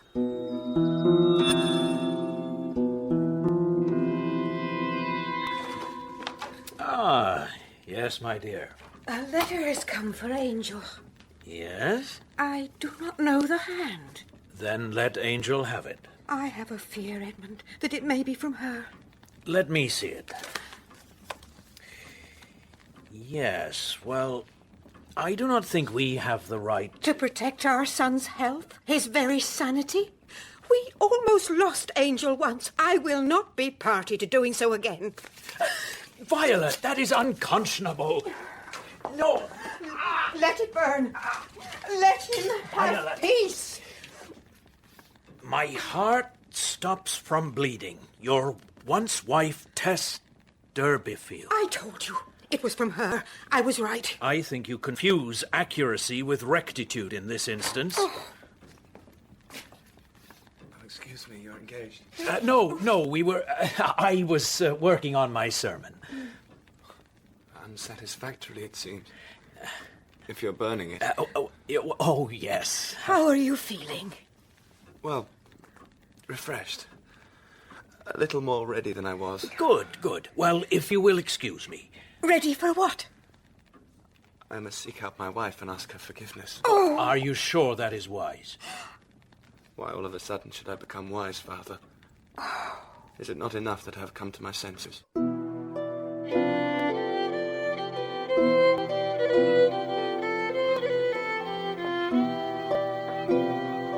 So, what do you think of it? It is a fine house, with a pleasing aspect. Do you think you will be happy here? I will be here, Alec. I've said so. Do not deny the possibility of happiness, Tess.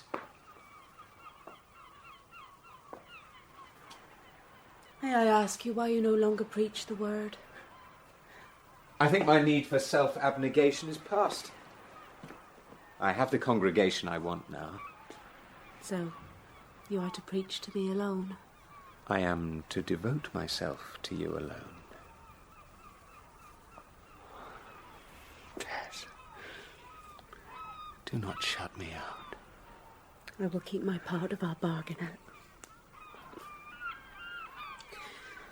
As you must keep yours.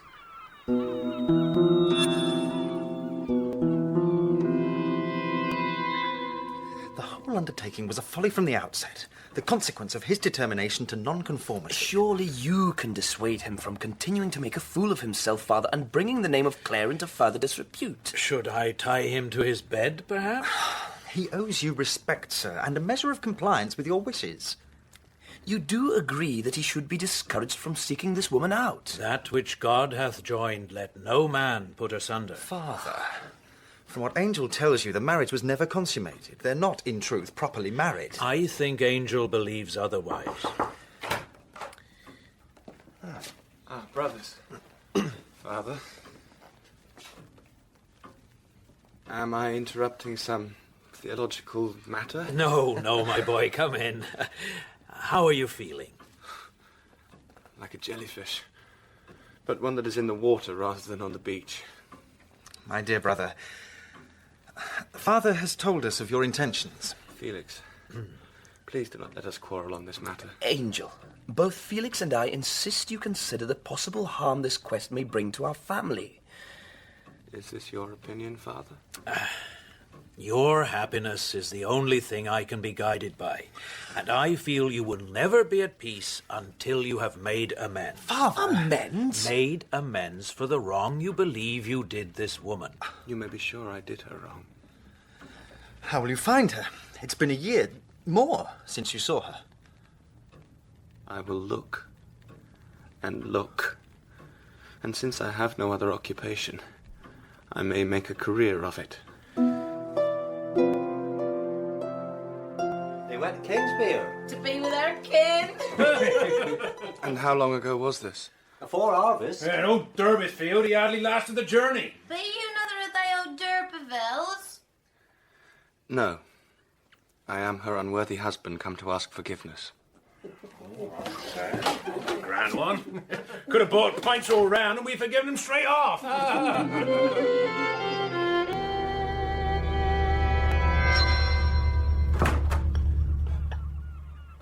Are you not ready yet? I think I will remain in the house. You're most casual at breaking our arrangements, Tess. I don't feel able... Are you unwell? No, not unwell, but I do not feel inclined to be promenaded today. Why, you're scarce recognisable as my sweet, simple cousin. I do not know that I was ever sweet or simple, and I was never your cousin. You're grown very hard-hearted, Tess. You are dissatisfied with me? No. I'm very pleased with you, cousin. You please me. Do not call me cousin. I am not your cousin. What are you to me, then? I am at your convenience. You're my own, Tess, whom I long only to please. And I do please you, twist and turn as you will. I am your season of sin, Alec, to compensate for your season of holiness. Oh, excuse me, sir. Madam. Have you no shame? I think we're too late for shame, you and I.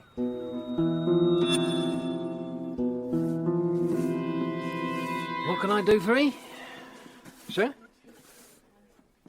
You have a room? Aye, that we do. For just one night, sir. That depends. I'm looking for a family called Durbeyfield. Durbeyfield? Oh, aye. They be about in a house out to old family. Well, then, I shall take the room for one night. Oh, very good, sir. I'll show you to it, for you look like a man who's travelled far.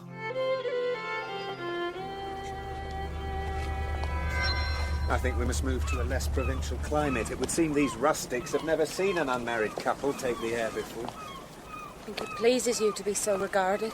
There's a stifling quality to life in such a place, despite the bracing air. Perhaps we should move to London.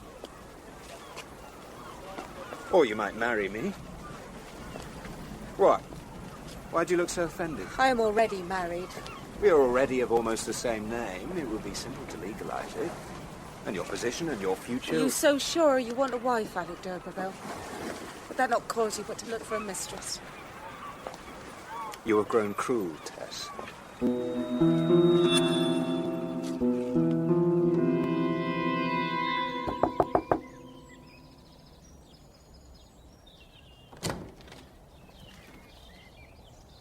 Is this the residence of Mrs. Durbeyfield? Have you come about the curtains? No. I have come looking for Tess. Tess Durbeyfield, as was? Be it about the curtains, Liza Lou? He'd be here about our Tess.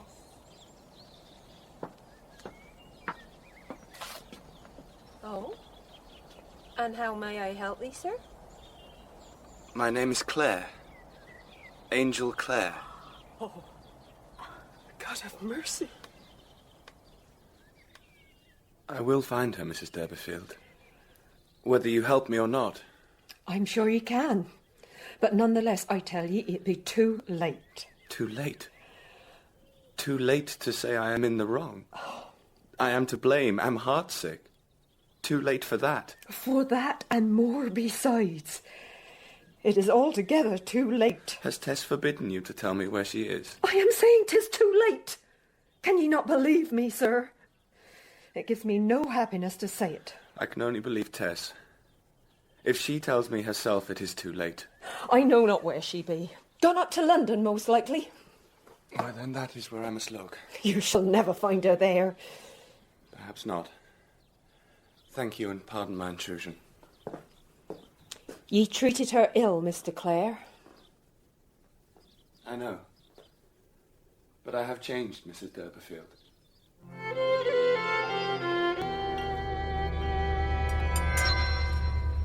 I have changed, Tess. Why can you not believe me?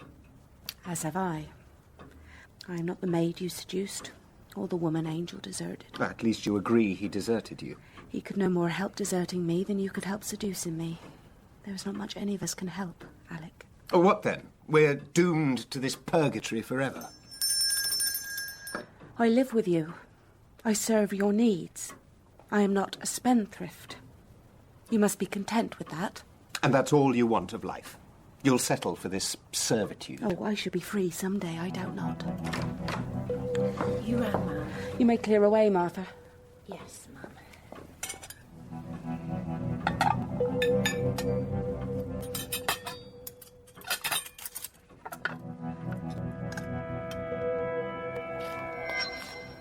Liza Lou.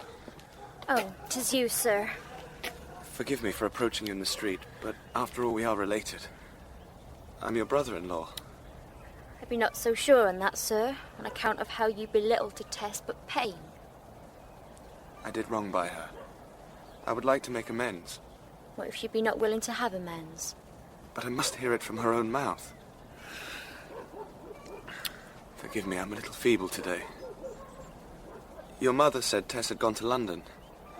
It would be hard to find her there without some clue. I love her. It may be that I've lost her, and if I have, it will be a torment all my life. She's not gone to London. I must speak with her. Will you tell me where she is? Sambourne. I've not been to the house yet, but Tess says it has a view of the sea. Thank you. Thank you. You're my dear sister-in-law, no matter what. Have a care, sir, how ye go, for you look weary. I'm close to journey's end now, Liza Lou. I can feel it.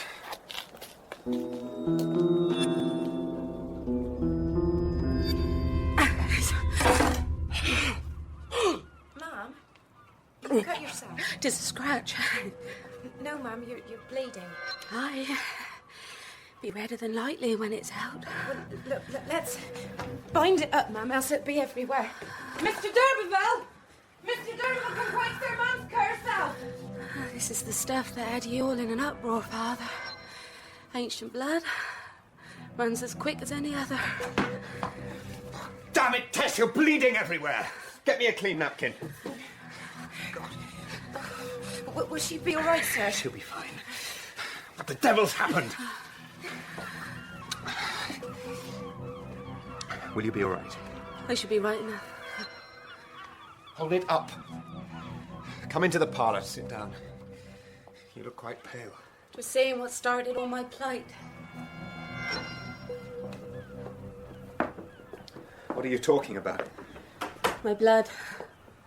My Durbeyfield blood. If Parson Tringham had not told my father of his notions, then I should not have come to meet my kin, and I should not be sat here this morning with my hand in a napkin. Oh, what's the point, Tess?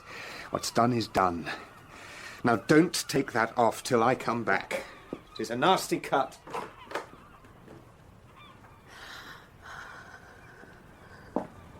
Ma'am, I'm finished. I shall go now. Oh, very good, Martha. Are you all right, Ma'am? Yes. It's only a throb. You can go. Thank you, Ma'am.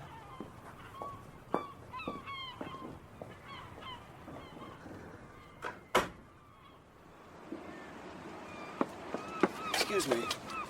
I'm looking for a Mrs. Tess Durbeyfield. Mrs. Durbeyfield will be in, sir. Shall I fetch her? No. I'll knock. Very well.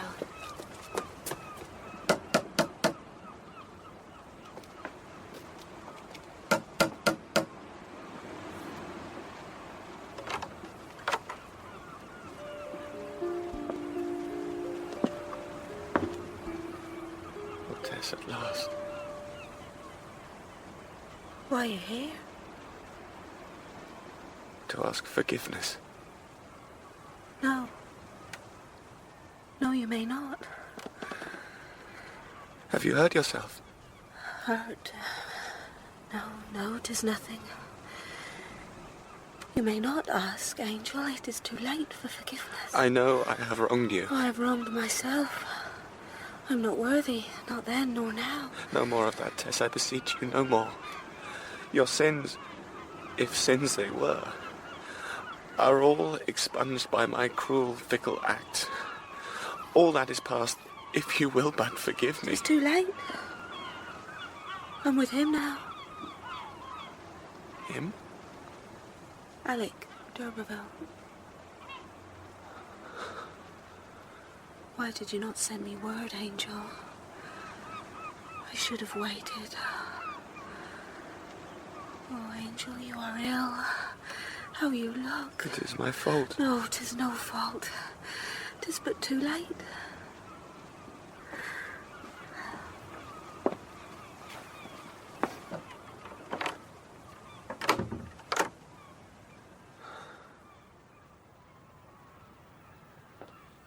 Who's that? Damn it, Tess, I told you to keep that napkin on. You're dripping blood again. Martha! Martha! She's gone. And you must clean up after yourself, you hear me? I hear you. The sight of it makes me sick. Too late. Not too soon. Tess? What are you about with that knife? Are you mad, woman? Give me...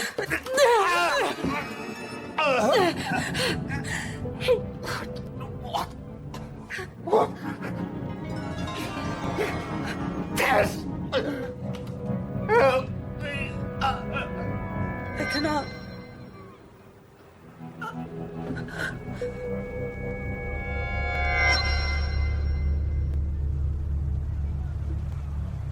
Too late. Too late. Why is it always too late? Tess. Say it is not so, Tess. I have killed him. It was meant to be me, but it was him. And he is dead. Are you certain? I waited with him. It took time, but he passed. We must make our way to London. And from there to one of the Channel ports. This is no doing of yours, Angel. It is every doing of mine. We can leave the country and never be found. I know places where no one will ever look for us, and if they do, never find us. But we must get out of here, find a place to rest, and make our plans. I know a place. Where? I know a place.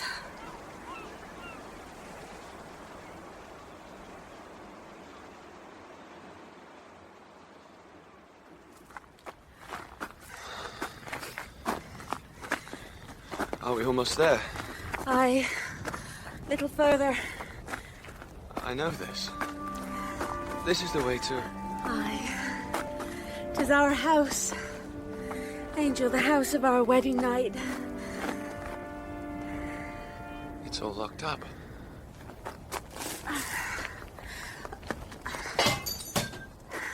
Come, husband. You can rest now.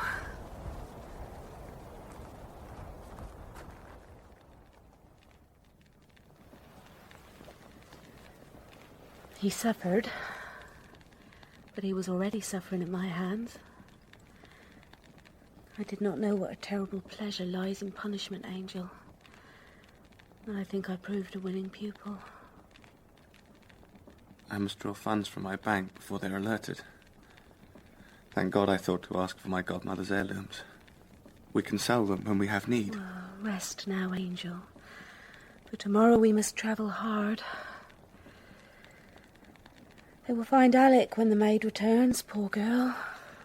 be a terrible moment. Tess, I must confess to thee. Oh, husband, no confessions. But if I had not told Oh, you... husband, we have sins enough to go around.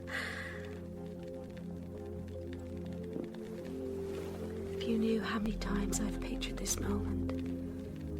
You and me, side by side, and all the world without. And I, my darling Tess. Then are we not the most fortunate of beings this night? Aye, we are. Are you cold, my love? It is my fever. Here, let me warm you. Hold close and let it be now. Only now. Always now, husband mine. This night. And love.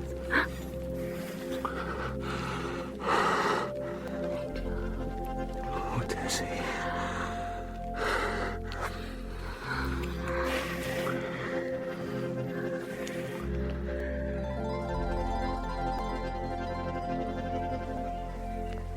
Angel, wake. We must go. Well, where shall we go? Look, we must go to London, Tess. That is where money can be found and passage booked. Angel, listen to me. Martha saw you. They will question Liza Lou. It will be clear to them what has happened. Your bank will be watched. The ports closed against us. But we must escape, Tess. We must... We have escaped, Angel. We have come together. That is our escape.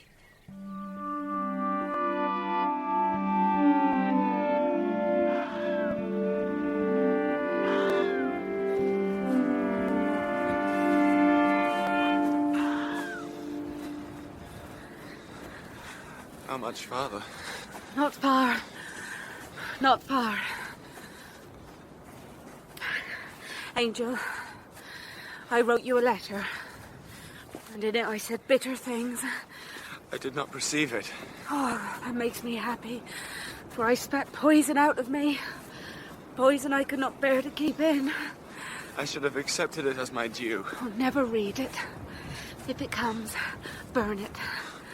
I think perhaps it may already be burned. Good. I wished it so the moment I sent it. Oh, look. We are coming to the open. Give me your arm, and we will stride out together. The grass is short, it bears us up. Is not the world most vast, Angel? And we most small? And yet we see it, and it fits inside our minds. Well, some would say we are all but notions in the mind of God. Poor God, to have such thoughts as us. I can go no further. Look, though, Angel.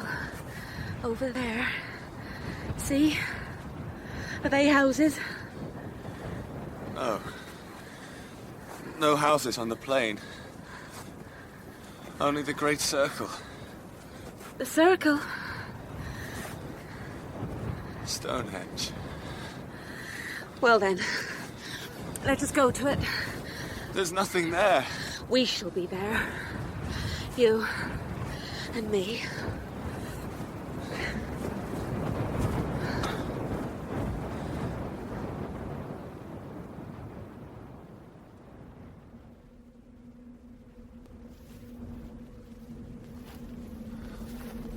What a fearsome place. It hums. Listen.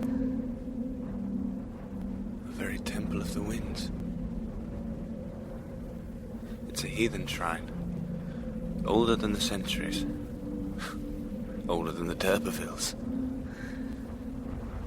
Well, what should we do, darling? We may find shelter farther on. I don't want to go any further, Angel.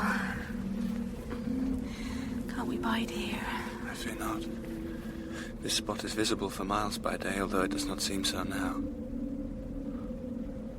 you sleepy, my dearest? You look as if you're lying on an altar. I like very much to be here. It's so solemn and lonely. After my great happiness. Nothing but the sky above my face. Seems as if there were no folk in the world but us two.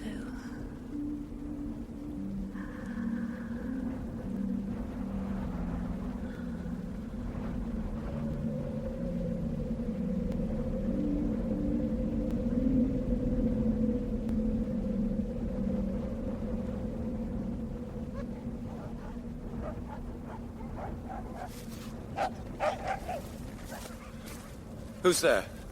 It's no good, sir. There are 16 of us on the plain and the whole country's raised. There's no escape, sir.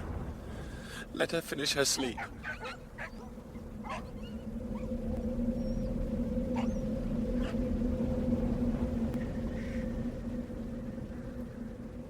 Tess.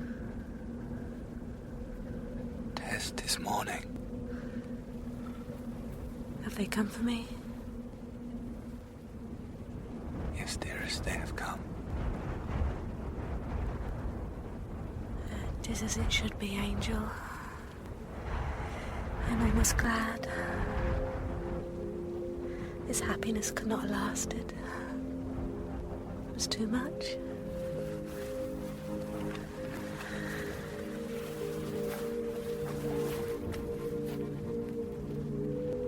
I'm ready.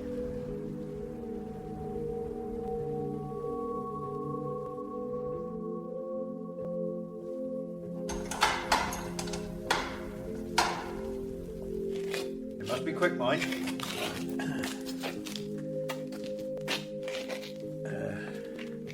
Angel asked me if I would see you, since you will not see him. You may thank him for me. Tell him I've my memory of him. I need no further grieving. If I could be of any comfort to you in this extremity, what I mean to say is, if I might help you make your peace with God. I have forgiven him. But thank you, sir. This is a most terrible thing. It will pass.